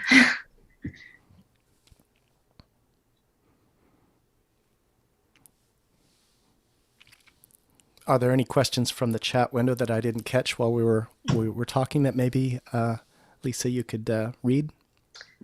Yeah, there was definitely, I don't know if Allison is still with us, but she was asking a question about, Toby, when did your family start to talk about incarceration? Did your grandparents ever talk about it? From what I know, many of the Nisei didn't want to talk about incarceration. When you were growing up, did you know about what your family had gone through? She says that she teaches US history at the college level, and few of her students have any or just a little knowledge of Japanese American incarceration. And thank you for presenting this horrible and painful part of our history. It's so powerful to hear one family's personal story. Hi, Allison. Thank you for that question. I've known this history since I was in kindergarten. I remember Mom had manual typewritten manuscript in a box. She would open up that box and read excerpts from that. So I've known about this since I was in kindergarten. Mom has been giving talks for as long as I've been alive, and probably maybe even before. So I was too young. Mom's the youngest of 8 kids, and so she's almost kind of maybe behind that generation, and I'm the youngest of 3 kids with a 9-year spread, so I'm kind of in the middle. So grandparents were Issei, Mom's Nisei. I like to say I'm half Japanese, so I'm semi-Sansei, but I'm kind of halfway between the 3rd and the 4th generation, the Yonsei. And so by the time I got old enough to ask questions, most of my aunts and uncles had passed away. And many of them were very resistant, didn't want to talk about it. You may have heard the Japanese term shikata ga nai. It can't be helped, or you can't fix it. There's no good to be done. You can't fix it. It was a bad time. Talking about it doesn't help at all. Mom is unusual, and I don't know if it's because she was the baby in the family. I know something about being the baby in the family, that she was more outspoken, maybe a little bit more bold. Her experience certainly of camp wasn't as negative as it was for her older siblings and her parents. She was having, kids to play with. It was the experience after that was so traumatic. Mom, do you have any words to add? Well, I think a lot of it has to do with what your parents were like. And unfortunately, many, and my parents never talked about it to the public. My brothers and sisters hardly ever did, except when they were asked to. But from the very beginning, I started telling the story mostly about my brothers and sisters and my family's experience. And of course, then that went into my own personal experience as a teenage girl. But I felt bad about it because when I meet other Nisei, which would be people of my generation, I can tell immediately how they're feeling about that whole World War II experience. It's right there in their stomachs. And I have always looked forward, never felt anger or bitterness, thanks to my dad's influence. But many people have that anger inside, and it's not good for those people to talk about it, because it does not help if when they voice that, people don't want to hear that anger. It doesn't help them deal with the situation in their lives for the future. I've always had kind of a happy face, a happy disposition. People say, you look so happy all the time and cheerful. How can you when you went through all of that? Well, it just doesn't do any good to dwell on the negatives. And so I feel an obligation to speak, as I have for 40 years at least I've talked. And so I'm so happy that Toby has taken over and is doing a lot of this, because I'm not going to be around much longer. And there's so few of this Nisei second generation who have spoken out in a positive way that will have some effect, hopefully. Hopefully, one of the things I do is a joke. Once I tapped a fellow on the shoulder I thought was somebody I knew. When he turned around, it was a complete stranger. And I said, "Oh, I'm so sorry. I thought you were my friend Bob." And they always say, oh, that's okay. So I got into the habit of doing this quite often. I tap somebody on the shoulder that I don't know, and they turn around, and I said, oh, I'm sorry, I thought you were my friend Bob, but you Caucasians all look alike. And they usually laugh, and they usually tell that story, and they will refer to that when they see me again in later times, which tells me it got to them, the message got to them, and that it's something they can laugh about, and they can also, it helps their spirit in their dealings with other people.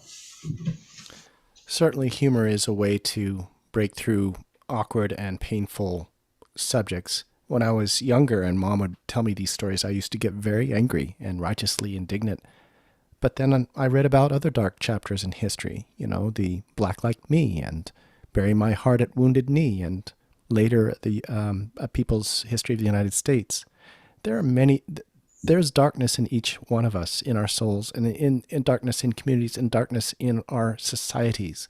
And I believe we have to face and acknowledge those if we want to have any hope of finding a positive outlet, a positive way to move forward. We have to acknowledge that.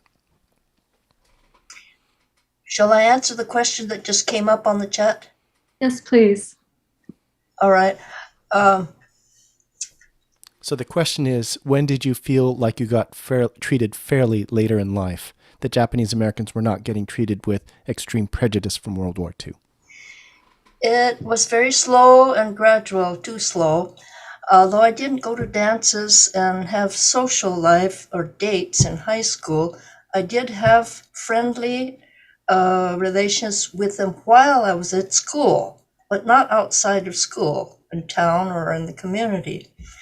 When I was given the opportunity to apply for scholarships to go to college, I was chosen to compete for a big scholarship that I really wanted.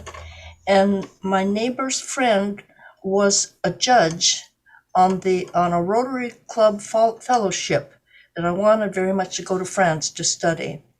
And he told my neighbor, Mitzi should have gotten that. I voted for her to the last. She was a semifinalist, she and this other young man from Linfield College. But she lost on 2 counts, because she's Japanese and because she's a girl. And that was 1954, which is the year I graduated from University of Oregon. So a lot of the prejudice went underground because it was not socially acceptable to be above ground. So it was there, a little bit of there, well into 1954, so that would be my answer.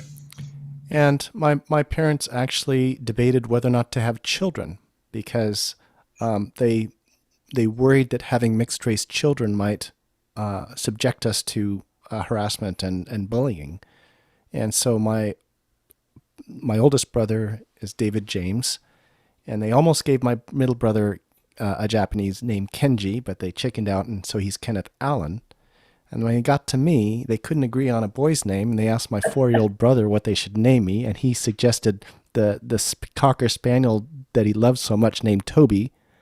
So I'm Toby, but I did get my mom's family name Asai as my middle name, and I was very proud of that. And Mom taught me how, in basic kanji, to write Asai, and so she has grade school papers where I wrote Toby Asai Loftus. I'm like, oh, maybe that's okay. And I found out just only 5-10 years ago at a family reunion that I guess my grandfather was very pleased that I had a Japanese name.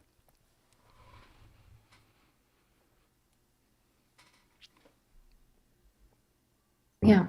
I'm wondering if anyone else would like to. Adrian and Bernadette have their hand virtually raised. Okay. Hi, I have several questions. One of them is about the other Japanese American families from Hood River. What percentage of them returned? Do you know what happened to them? Your family was fortunate in being able to hold on to their property. Were your other friends that you knew when they returned home as lucky? And then I'd like you to tell us, I know you've gone to Heart Mountain, and what your experiences are like to go back to the place of your childhood. Okay, I'm not sure if my statistics are correct, but it seems to me there were something like 30 families who were evacuated, sent away from Hood River to the camps. And I would guess that maybe 15 of those families or so returned after we were released from the camps.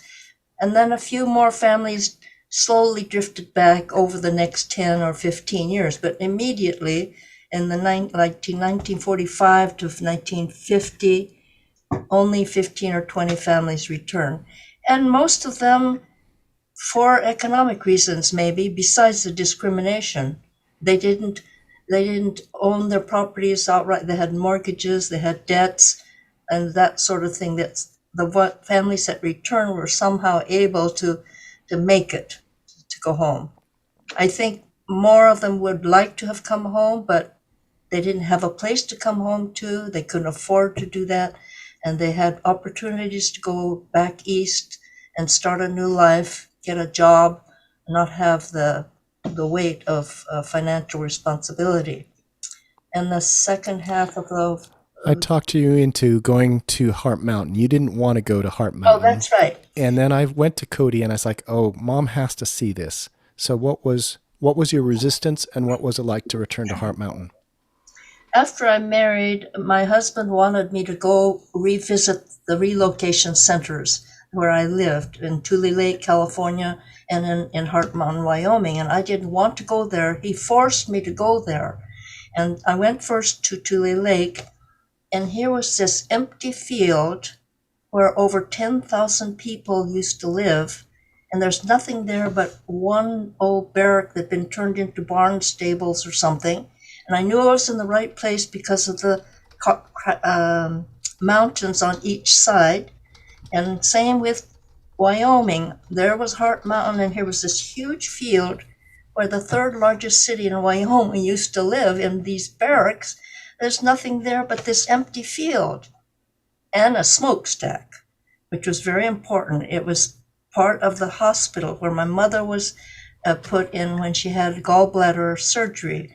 And my father, by that time in 1940, late 44, early 45, Asai, the non-citizens, the aliens like my father, if they had a clean record, were allowed to leave the camp to work in the fields in Montana. And so my dad was gone to Montana, and he had to be rushing home because my mother had to have this surgery.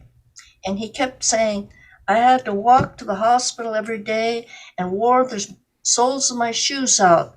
And we thought he was exaggerating. But when Toby and I went to visit Heart Mountain, and I saw the outline of the camp and where we actually lived in one corner of the camp, I found out the camp was 1 mile square, which, at least. I knew I couldn't walk from one end of the camp to the other just any time, and unless I had some reason. And I saw that from my barrack to the hospital was from one corner of the camp to the other. So in fact, it was 1 mile. So my father was walking 2 miles every day to visit my mother, and maybe the soles of his shoes wore out. So that's why the visit was very important. Toby twisted my arm, and I finally said, well, okay. Well, fortunately, I was able to hear Judge Lance Ito, who was the keynote speaker at the reunion. And then I met ex-congressman and Secretary of Commerce and Secretary of Transportation in 2 different administrations, Norman Mineta, about whom there's a full YouTube life story you can look up. Met him and his buddy, ex-Senator Al Simpson of Wyoming, who became friends when they were 12 years old in the 6th grade as Boy Scouts in a Boy Scout jamboree, and they've been friends ever since. So I met them, and it happened that Tom Brokaw was there also, who's been attending the Heart Mountain pilgrimages more than 2 or 3 times, and he was being honored also. So I got to meet him, and he interviewed me for a few minutes, which I was a star on MSNBC News, Morning Joe for 2 seconds. Video is linked from my page. Yes, so it turned out a very happy experience for me to go back to Heart Mountain. But you can imagine my looking out across an empty field at a place where I lived and where I had that so much fun, and there were all these people, and an empty field. And fortunately, there is an interpretive center there. But when I first went to visit Tule Lake, there was nothing, not even a marker. And it just left me with such an empty feeling. That's why I just said, I don't want to go back there. I resisted, but I'm glad Toby twisted my arm. Like father, like son. Mitzi, there's also a question from Sandra who's interested to find out how you met your husband, Toby's dad. Well, I was teaching, my first teaching job was south of Eugene in a little town called Cresswell. And I was a teacher, my second or third year of teaching there. I met him at a wedding. He was the best man at the wedding, and the groom was my friend. I didn't even know the woman he was marrying. And I went to this wedding, and that's where I met Dawn. And I was, it was summer, wedding was in the summer, and Dawn was back from, what the sequence is. I had met him once, but nothing happened. I heard him play the piano in my friend's, in fact, it was the home of this fellow who got married. Before I went with him, he was playing the piano at this friend's house. And then for a year or two, I never saw him. And then came this wedding, and we met at that wedding. And from that point on, he was going to he was working at the cannery at night. And in the morning, he'd come by and take me to breakfast. And I was going to summer school, so I'd go to school, he'd go home and go to bed to rest so he could work that night. Every morning I had breakfast with him. And then he'd go to bed. So that was my third year of teaching, and I had already applied for a Fulbright grant to teach abroad, and he tried to talk me out of that, and I had no idea of what was in his mind, and he presented me with a ring at Christmas that year, the third year of my high school teaching. And I said, well, I don't think I'm ready for this. And he said, well, will you keep it till you're ready? So I put it in the glove compartment of my car. And we did become engaged, and I spent the whole year in Japan teaching English during that year of engagement. Any other questions? Nothing is off limits. Please either raise your hand virtually or type it in the chat window. We'd be happy to answer anything. Bernadette, I wanted to know, Toby, what has your experience been as you have delved further into the history of your family, and what has it been like for you? Well, I grew up in Coos Bay, a small lumber and fishing town on the Oregon coast, and I don't look at Asian at all. And I would hear racist jokes about Japs and Chinks, and I'd speak up and say, hey, I'm half Japanese. And they'd say, oh, well, you're different because I don't look it. And there was another boy who was half Japanese who looked very Asian, and he got quite a bit of harassment. As I've gotten older, I've felt a tremendous amount of responsibility to carry on this history. My mom has been the main bridge between our family here in the States and our Japanese relatives in Japan. And so in 2015, we went for a 1-month trip in Japan, and I met all these people.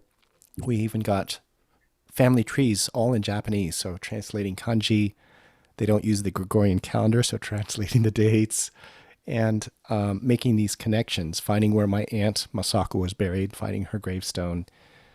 And I have this tremendous feeling of responsibility to maintain this bridge. Mom is in excellent health, but every day and every year is a gift, and I want to carry this on. And so I don't know if that fully answers your question. It does mostly. And I just have one other thing. In this era in which there's been an increase in anti-AAPI or an increase in hatred, have you or your family members been subjected to attacks from strangers? I have not. Mom, have you? No, I have not. No, but as I mentioned in my talk, I highly, highly, highly recommend the Hollaback bystander training. It's free. It's excellent. It is geared toward anti-Asian violence and hatred, but it is applicable to anything, any racial group, any LGBT, any group that might be targeted for violence or persecution. It's free, and I can't recommend it highly enough. I take it back. I have one incident. When I was still living in Coos Bay, I moved to Ashland, where I am now, in 2006. But I was giving these talks like this often, regularly in Coos Bay. And once when I spoke in Coos Bay, a gentleman who was actually married to a Japanese woman from Japan he wrote to me and said lots of the things I was telling were lies and that I was making up these stories. And he even wrote a letter to the editor of the paper, which was published, about it. And that really shocked me. And I didn't respond to him, but some of my friends responded to him, called him, wrote letters to the editor to chastise him for what he said and did. And that was probably in the 1990s, maybe the mid 90s. Yeah, I don't know. I think I forget who it was who teaches high school. I don't know how much of this is taught. When I was in high school, we barely made it to World War II and nothing after that. And my experience with high school textbooks is they may have a sentence or two, maybe a paragraph about it. But Mom was just a fourth, fifth grader, and she's going to turn 90. So the number of people who are experienced this firsthand and are still alive and still able to talk about it, and those who will even talk about it at all, is fast declining. So I am really grateful to you all for coming. And if you're interested in more information, check out the links that I've sent, and feel free to reach out to me. I'd be more than happy to discuss anything or give you some more resources. This is a Day of Remembrance celebration, which the Japanese American community has been doing for a number of years, every year at this time of the Executive Order 9066 that FDR signed. I was invited to one of the first ones that was done in Eugene many years ago, and there were 12 Niseis invited. We sat in a long row in front there, and I looked at there were only 2 or 3 of us who were verbal and talked. The others were silent. They had their heads bowed, and some had tears rolling down their faces, and they were very reluctant to speak. And I thought, oh my gosh, these people have never talked about this before. That was the first time some of those spoke, and they said spoke very little, and it was very painful for them. And I thought, for their own spiritual, physical health, they need to talk about it and get the story out there. But there were only 2 or 3 of us, 12, who spoke outright and easily. And so that was the 1990s. That's like 40 years too late. I did want to add something about the Hollaback training. It's very easy to sign up for, and there are multiple ones. There's a basic street bystander one. There's also one for intervening with the Intervention. police when they are after African Americans. There is a specific one to stop AAPI hate and another one about LGBTQ. And they're all ongoing. We signed up for like 3 of them in a row next week. So Yeah, they're great. And I mean, I have a friend who is barely 5 foot tall. She says she wouldn't intimidate anybody, but she took the training and she was able to apply it and help somebody. So Wow. you can too. Please, any other questions? I think Amy had a question. I'd love to ask a question. Thank you, Mitzi-san, so much for sharing your story, and Toby for all of the research and the compilation that you've put together. This really does mean a lot to me to hear like the personal, very myopic experience. Like so many others, my family did not want to talk about this and felt it was, just such a shame that came upon them. And as I did my own research, I understood more and more why. I understood that much more. And actually, I think hearing the stories and hearing information has been really healing to my mother, who was born in Tule Lake. I'm in a master's program, and I study this material quite a lot. And to be able to send her a picture of Wayne Collins, to have up on her fridge, our American hero, I think it's meant a lot to her to have some names and faces for her to remember some of those bright spots. But Mitzi-san, I was wondering if you would tell us about, I've heard some about the kinds of classes that they were and the type of like manners that they were teaching adults and kids in order to Americanize them, and kind of much like the Indian boarding schools try to pull away cultural ties. And I was wondering if you had any information about how those might have, how those were and came across. I haven't found that much information about it. I've only heard it in passing. And I wondered if you could speak to that, or Toby. Did you hear that, Mom? She's asking something about materials to use in education. She was asking about the schools in the camps Oh, and what, if anything, they did to try and reject and Americanize people who are more culturally Japanese, like maybe your parents or older siblings. Do you have any recollection of that? I don't think our teachers had any contact with the older generation like my parents. They just were there to teach us during the school day. They actually lived in a separate part of the camp where the camp administration folks, the Caucasian people, lived over there. So they actually lived in a separate part of the camp and didn't have much interaction with the rest of us in the camp.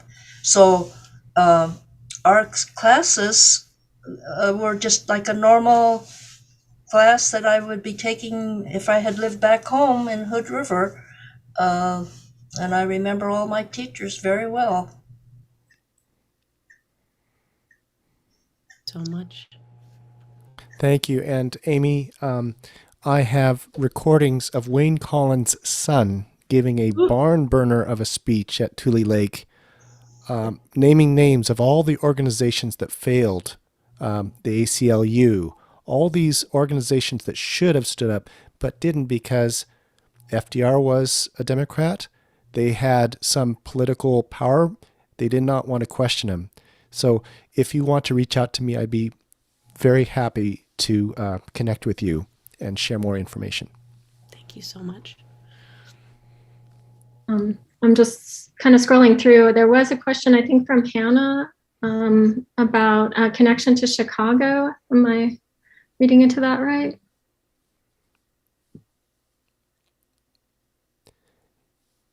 Yeah, Hannah, if you would like, I'd love to see and or hear you if you are willing to unmute and state your question. If not, we can scroll back and find it. Hello, this is Hannah. Yes, I have a question about Chicago. I know a lot of survivors whose stories passed through Chicago. post incarceration. So I was wondering what your family's connection is to Chicago. And I guess I'm also curious to know why many people continued on after Chicago when it seemed like it was actually a pretty hospitable place, relatively speaking. Well, many cities and locations were hostile and unwelcoming to the Japanese Americans. One place that was welcoming was Seabrook in New Jersey. There was a huge, I believe it was a cannery that really needed the workers, and they openly welcomed Japanese Americans to come there. And my mom knows at least one family who I think had lost their farm or was really doing poorly who went to New Jersey, and a lot of Japanese Americans ended up there. Mom, maybe you can say more. Yes, one family was from Hood River, Oregon, who settled there, and in fact, their son-in-law became like a foreman of the Seabrook Farms plant. And so when my husband and I took Toby and his two brothers when they were little, and went across the United States to get on a freighter to go to Europe for the big adventure of 2 years living in Germany, we stopped at Seabrook Farms to visit that family. And Toby, of course, was too young to remember much of that, I think. So we knew lots of people who went there. And that was a wonderful, secure place for some people to go to from the camps who had nowhere else to go, could not afford to start someplace of their own. And I'm trying to find out how it was that my Uncle Min ended up in Chicago. My understanding is that he left the assembly center to help do the sugar beet harvest in Utah, in Provo or somewhere. And then how he got to Chicago, I'm not sure. I'm trying to communicate with his grandkids and great grandkids to find out what he was doing in Chicago, because he never ended up in an incarceration camp. He left the assembly center and went straight to Utah to work, and then was in Chicago for 2 or 3 years until he got back to Hood River and then was drafted. When he was in Utah working, Ogden. He had gone to Linfield College on a scholarship for 1 year, I think, and then he could not afford to go on in school. And so when he was sitting there in Utah working on the farms, he thought, I could go to the University of Chicago and take up my studies in chemistry and maybe get a degree. And I don't know how long it was that he worked on that farm, but from Utah, see, the Nisei, or my generation, was free to go to other places by that time. If they had a specific place to go, a job or a university to attend, they could go as long as went east. So he decided, well, I think I'll go to Chicago, maybe enroll in night school and work in Chicago. So that's why he did that, but I can't give you the specific dates. And he was there when we were allowed to leave the camps, and that's why he had to come from Chicago to Hood River to check things out. Ravi posted a really good question asking about the no-nos. And so the no-nos refers to the people who answered no to the 2 loyalty questions. And this tore the Japanese American community apart for decades. There were the people on one side who said, we need to show our loyalty and our obedience and our allegiance to the United States. We're going to be loyal. We're going to answer yes, yes. We're going to do what we're told. Our sons are going to serve. And through showing our character and our allegiance, then we will receive the respect and our freedom that we're due. And that was the side that my grandfather chose. He tried to talk people into answering yes, yes, and some people closed the door in his face. I, for the first time, met some no-no people when I went to the Tule Lake pilgrimage in 2014. I sat next to not only no-nos, but they were renunciants. They renounced their citizenship. And it blew my mind and it crushed my heart. To have that courage to say, I know what my rights are, and they are being thrown asunder. It took tremendous courage to stand up in a prison within a prison to say, I refuse to bow down and and give any credence or respect to this to what is happening to me. And so this family renounced their citizenship and and they were sent to Japan. Well, Japan was completely destitute after the war. I have cousins who were suffering malnutrition and starving. I have cousins who my grandfather sent boxes of hand-me-down clothes. They were the only children in school with clothing. All the other kids had clothes made out of gunny sacks. And they didn't know. They renounced their citizenship saying it sucks here. Maybe things are better in Japan. They got there and they were stuck for 5, 10, 15 years. So I would say that the rift between the no-nos and the yes-yeses finally started to heal maybe in the last 5 or 10 years. Pitting the different Japanese Americans against each other, bringing in the strikebreakers from other camps, the no-no and yes-yes questionnaire. It ripped families and friends apart for decades. And I don't know if do I know anyone who's a no-no? I don't know any no-nos personally other than this family that I met when I was at Tule Lake.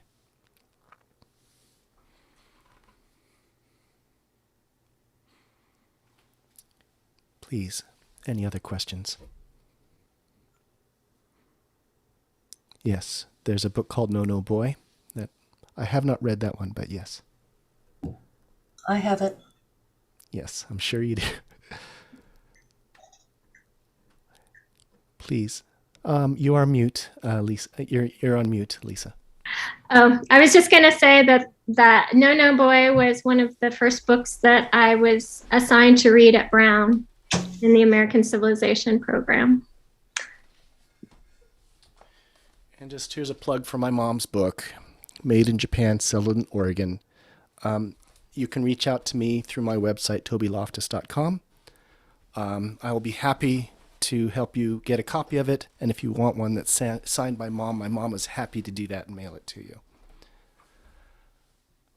Please, any other questions? Nothing is off limits. Nothing is taboo. I think when I first started teaching school, which was 1954, there were very few books written about the World War II Japanese-American experience. I can tell you the titles of those, but some of the things they wrote don't tell the most important part of the story.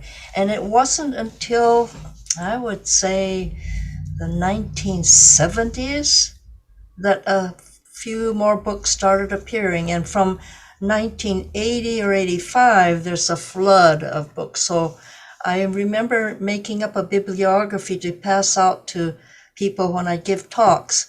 And it was 1 page long. And if I would add to that bibliography today, it would be like 4 pages long.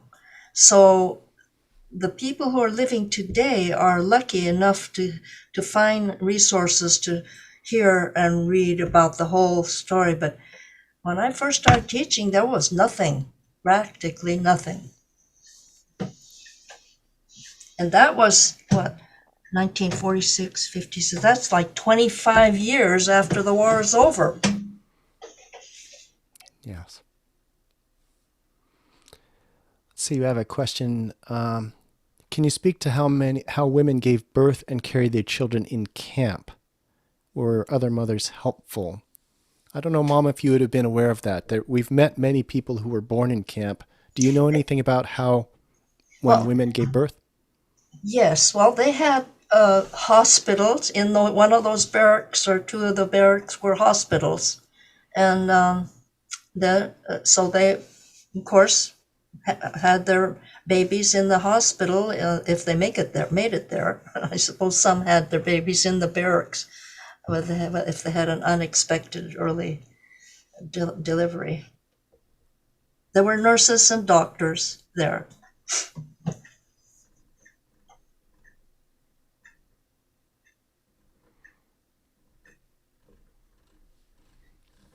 Anyone else? Raise your hand, unmute, type something in. Can I ask a question that I might have missed the answer to? How about supplies coming into camp? I know that there was, so limited for what was able to come in and those avenues. And I'm wondering if you could share any stories about how people were able to obtain things while they're incarcerated. Did you hear that, Mom? What was coming into the camps? How did people obtain goods and supplies in the camp? Oh, Sears Roebuck catalog and Montgomery Ward catalog. That's how we would order some things. There was a canteen. I think Toby showed a picture of a canteen. It was like a post place in an army camp. Yeah. And they had very few things to buy, but they were just essentials.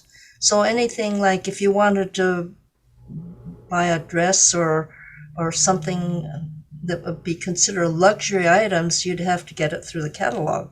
And of course, the catalog or mail order catalogs was the only way.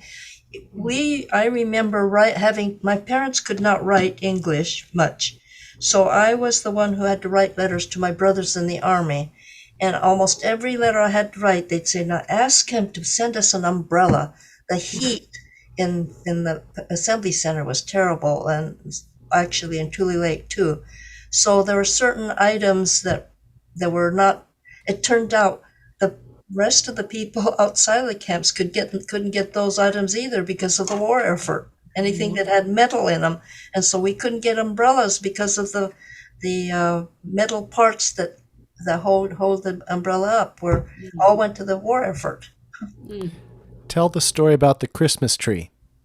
Oh yes, we lived in Pinedale, California, at the Assembly Center that first Christmas. Wait a minute.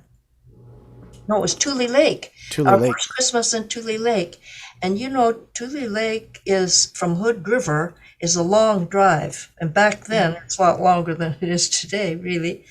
And our friends Roy and Mary Hayes in Hood River cut a Christmas tree off our property in Hood River and hauled it down to Tule Lake for us for Christmas. And we were the only ones who had a traditional fir Christmas tree, because in California they had these spindly trees. You can't call them a Christmas tree. They were just trees. They're spindly looking things.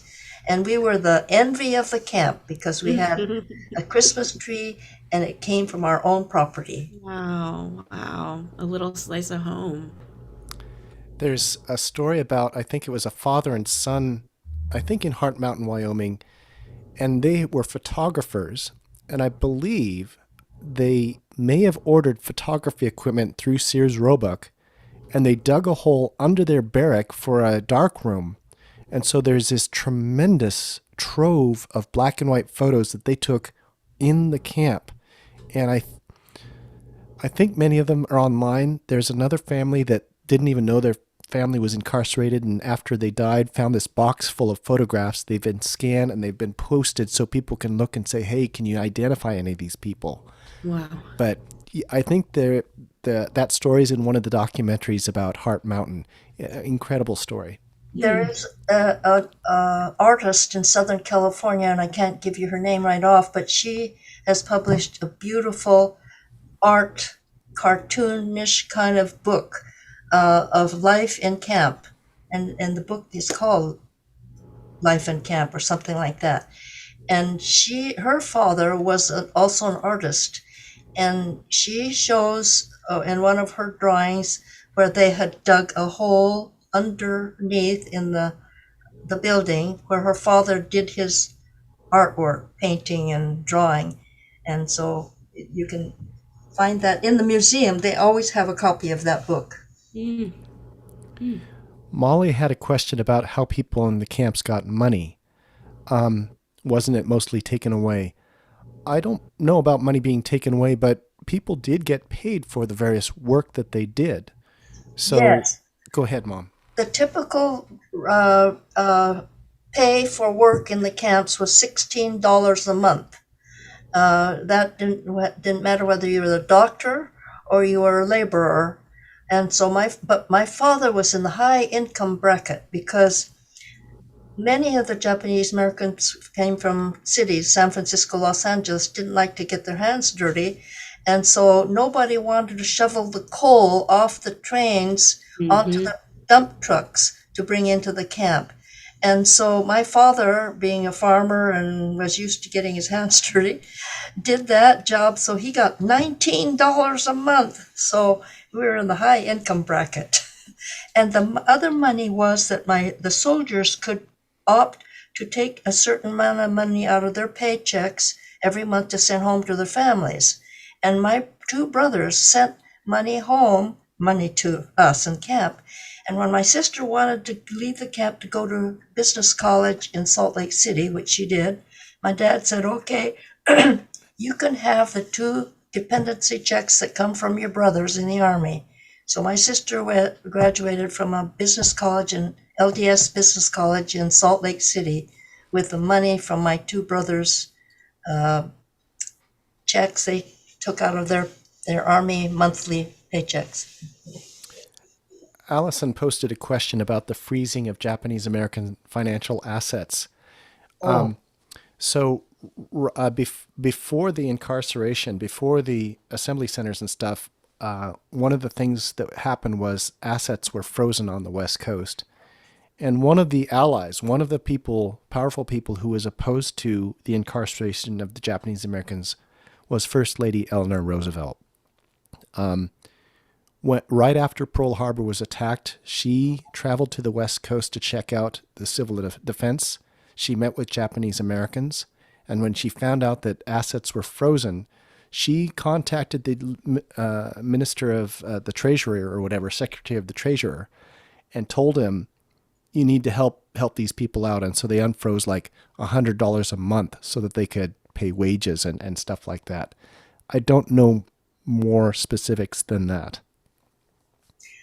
I don't know about California, which had stricter and discriminatory laws, but in Oregon, for a short period of time, I think they froze all the accounts in the Sumitomo Bank, which is a Japanese bank. My father had a very little amount of money in the Sumitomo Bank, which was frozen for a period of time, but he did business with the U.S. National Bank, and we had no problem with that. Because he was so thrifty and had saved. Toby, there was also a question from David who had a question about your experience at Brown. If you felt like having an ethnic background gave you a different experience of Brown. Well, that's interesting.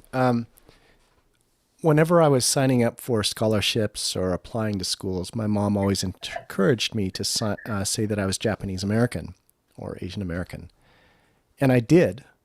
And Brown had that's when I met David for the first time.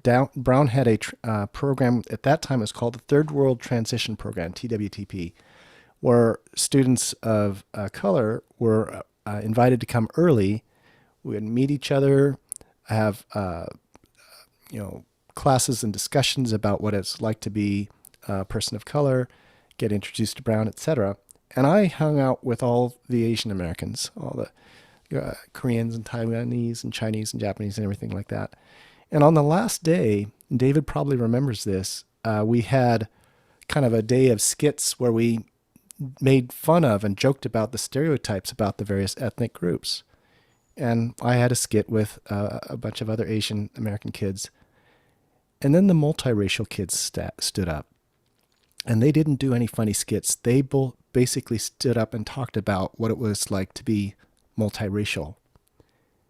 And that struck me like a bolt of lightning, because it made me realize I've always considered myself Japanese American. I immediately called my dad and I said, hey, I apologize because I have basically denied that half of my heritage. And he said it didn't matter. It didn't bother him at all. That was a very strong experience I had even before my first classes as a freshman at Brown. I think that would be the only thing that was different for me, was because I was able to take part in that program, and that really opened my my mind and my eyes to the fact that I had been rejecting or denying the fact that I was multiracial. And from that day forward, if I ever am asked to fill out a racial background, if I can't choose multiple choices, I don't answer it. I actually urged our boys to always mark that they were part Asian on their scholarship applications, because back then that was a plus in your favor for getting financial aid. I think that changed as time went by. Our second son, Ken, none of our sons, I think, look so Asian that people immediately identify them as that. And Ken, I think, is the least of that. And when he went to school, which was at Dartmouth, he said he was so startled when he was at the throwing away his garbage, and a young Japanese student came up and said, "Excuse me, but are you part Japanese?" And he was shocked. He said, "I guess it takes one to know one." I think, too, it turned out that at least the year that David and I matriculated at Brown, the acceptance rate for Asian Americans was lower, I think, because there was such a high number of Asian Americans who applied to Brown. So I was lucky to get in.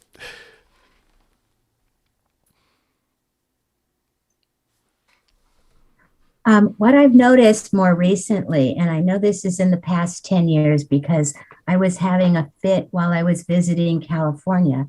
And in the San Francisco Chronicle, there was an article about how there were too many Asian American students in college and we needed fewer of them. And I was throwing a fit because no one ever said there were too many white men in college and we needed fewer of them.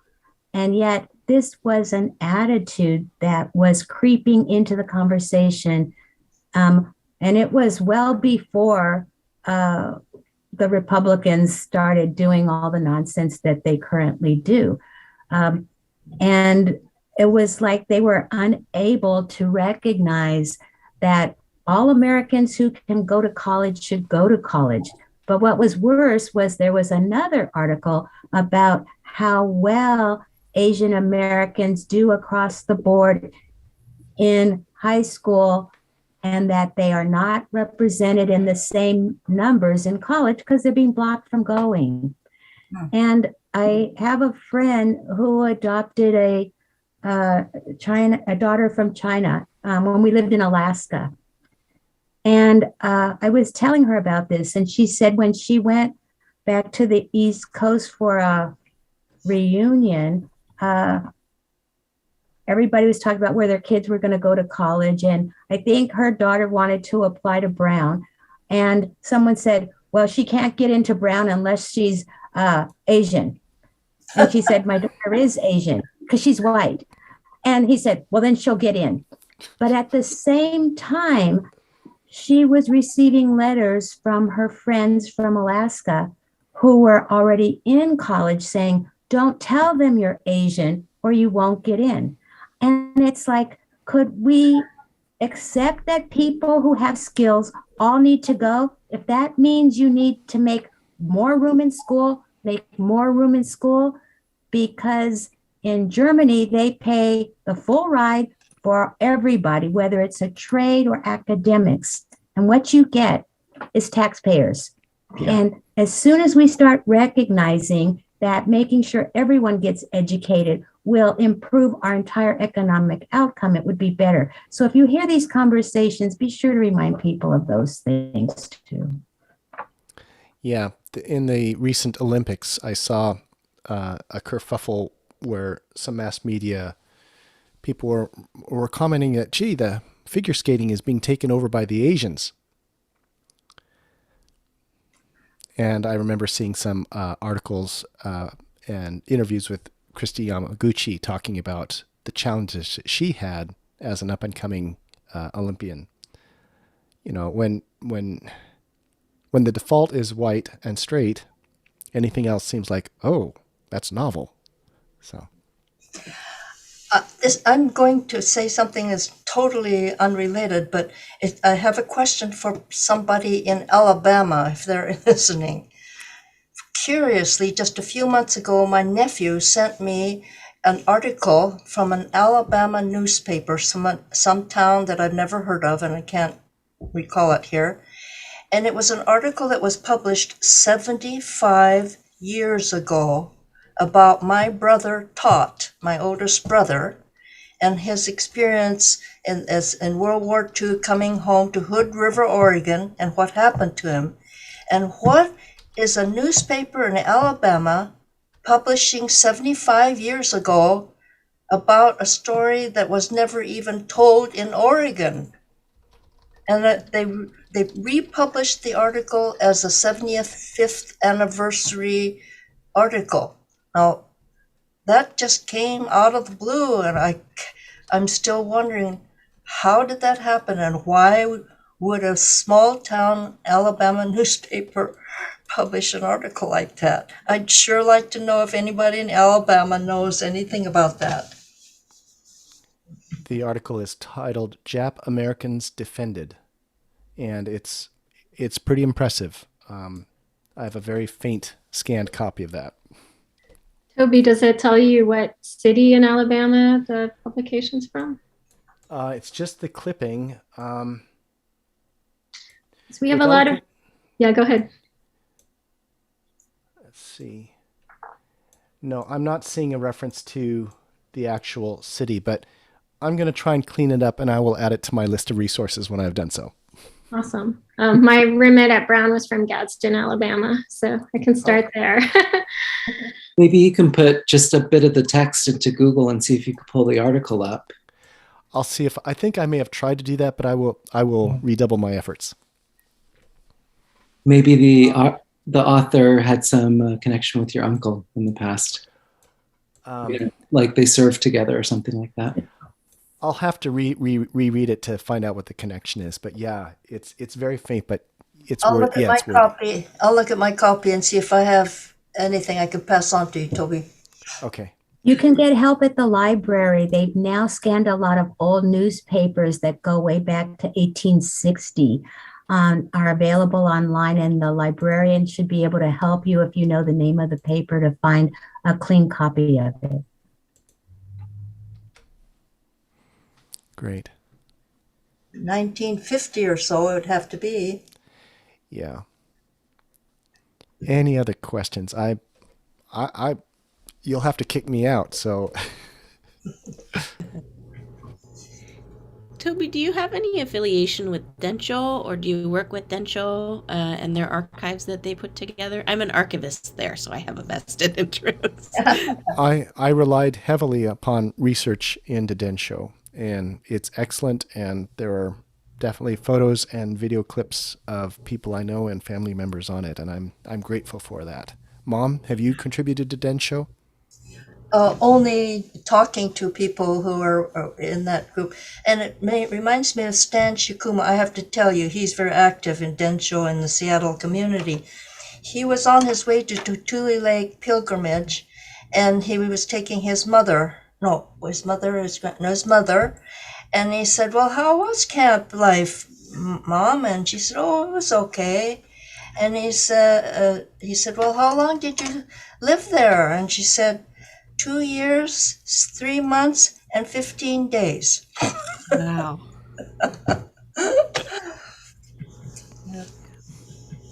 Well, thank you for working on Densho. That is a precious, precious archive. It's easy. Anybody could do it.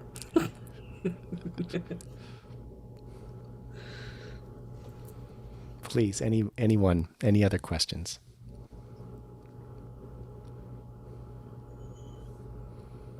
Lisa, is there anything that I may have missed from the chat window? 62 people.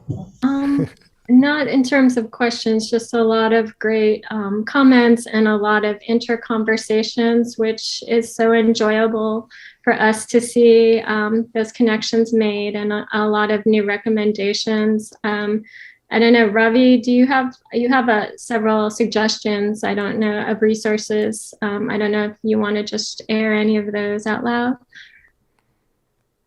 I don't know if Ravi is still with us. Okay, he might have timed out. But yeah, hopefully in the chat, people were able to recognize all of these great resources. And as Toby mentioned, can go to his website for follow-up. And when we process this video, we'll also add those links on the YouTube channel links. And obviously, we just want to thank you both so much for sharing your time and your experiences and your humanity with us. And I know for me, one of the great friendships of my life was meeting Fumi Spencer in the 90s, who had been sent to Heart Mountain, and one day coming to work and sharing her line drawing that she made of the horizon line at Heart Mountain as a kid. And I fast forward that today, this week, just even going to work in the Excelsior district here in San Francisco and seeing a street called Avalon, but in very small letters in parentheses, Japan. You know, a street that had obviously been renamed and never retrofitted back. So anyway, these elements are everywhere once you start looking for them and recognizing them. And I just want to thank you so much. And of course, being a wonderful 1990 person. Woohoo. And thank you all Brunonians and friends of Brunonians for being with us. Thank you again, everybody, for your interest. Thanks, Toby. Thanks, Mitzi. Feel free to reach out. I welcome any questions or comments or emails if you wish to communicate further. Thank you, everybody.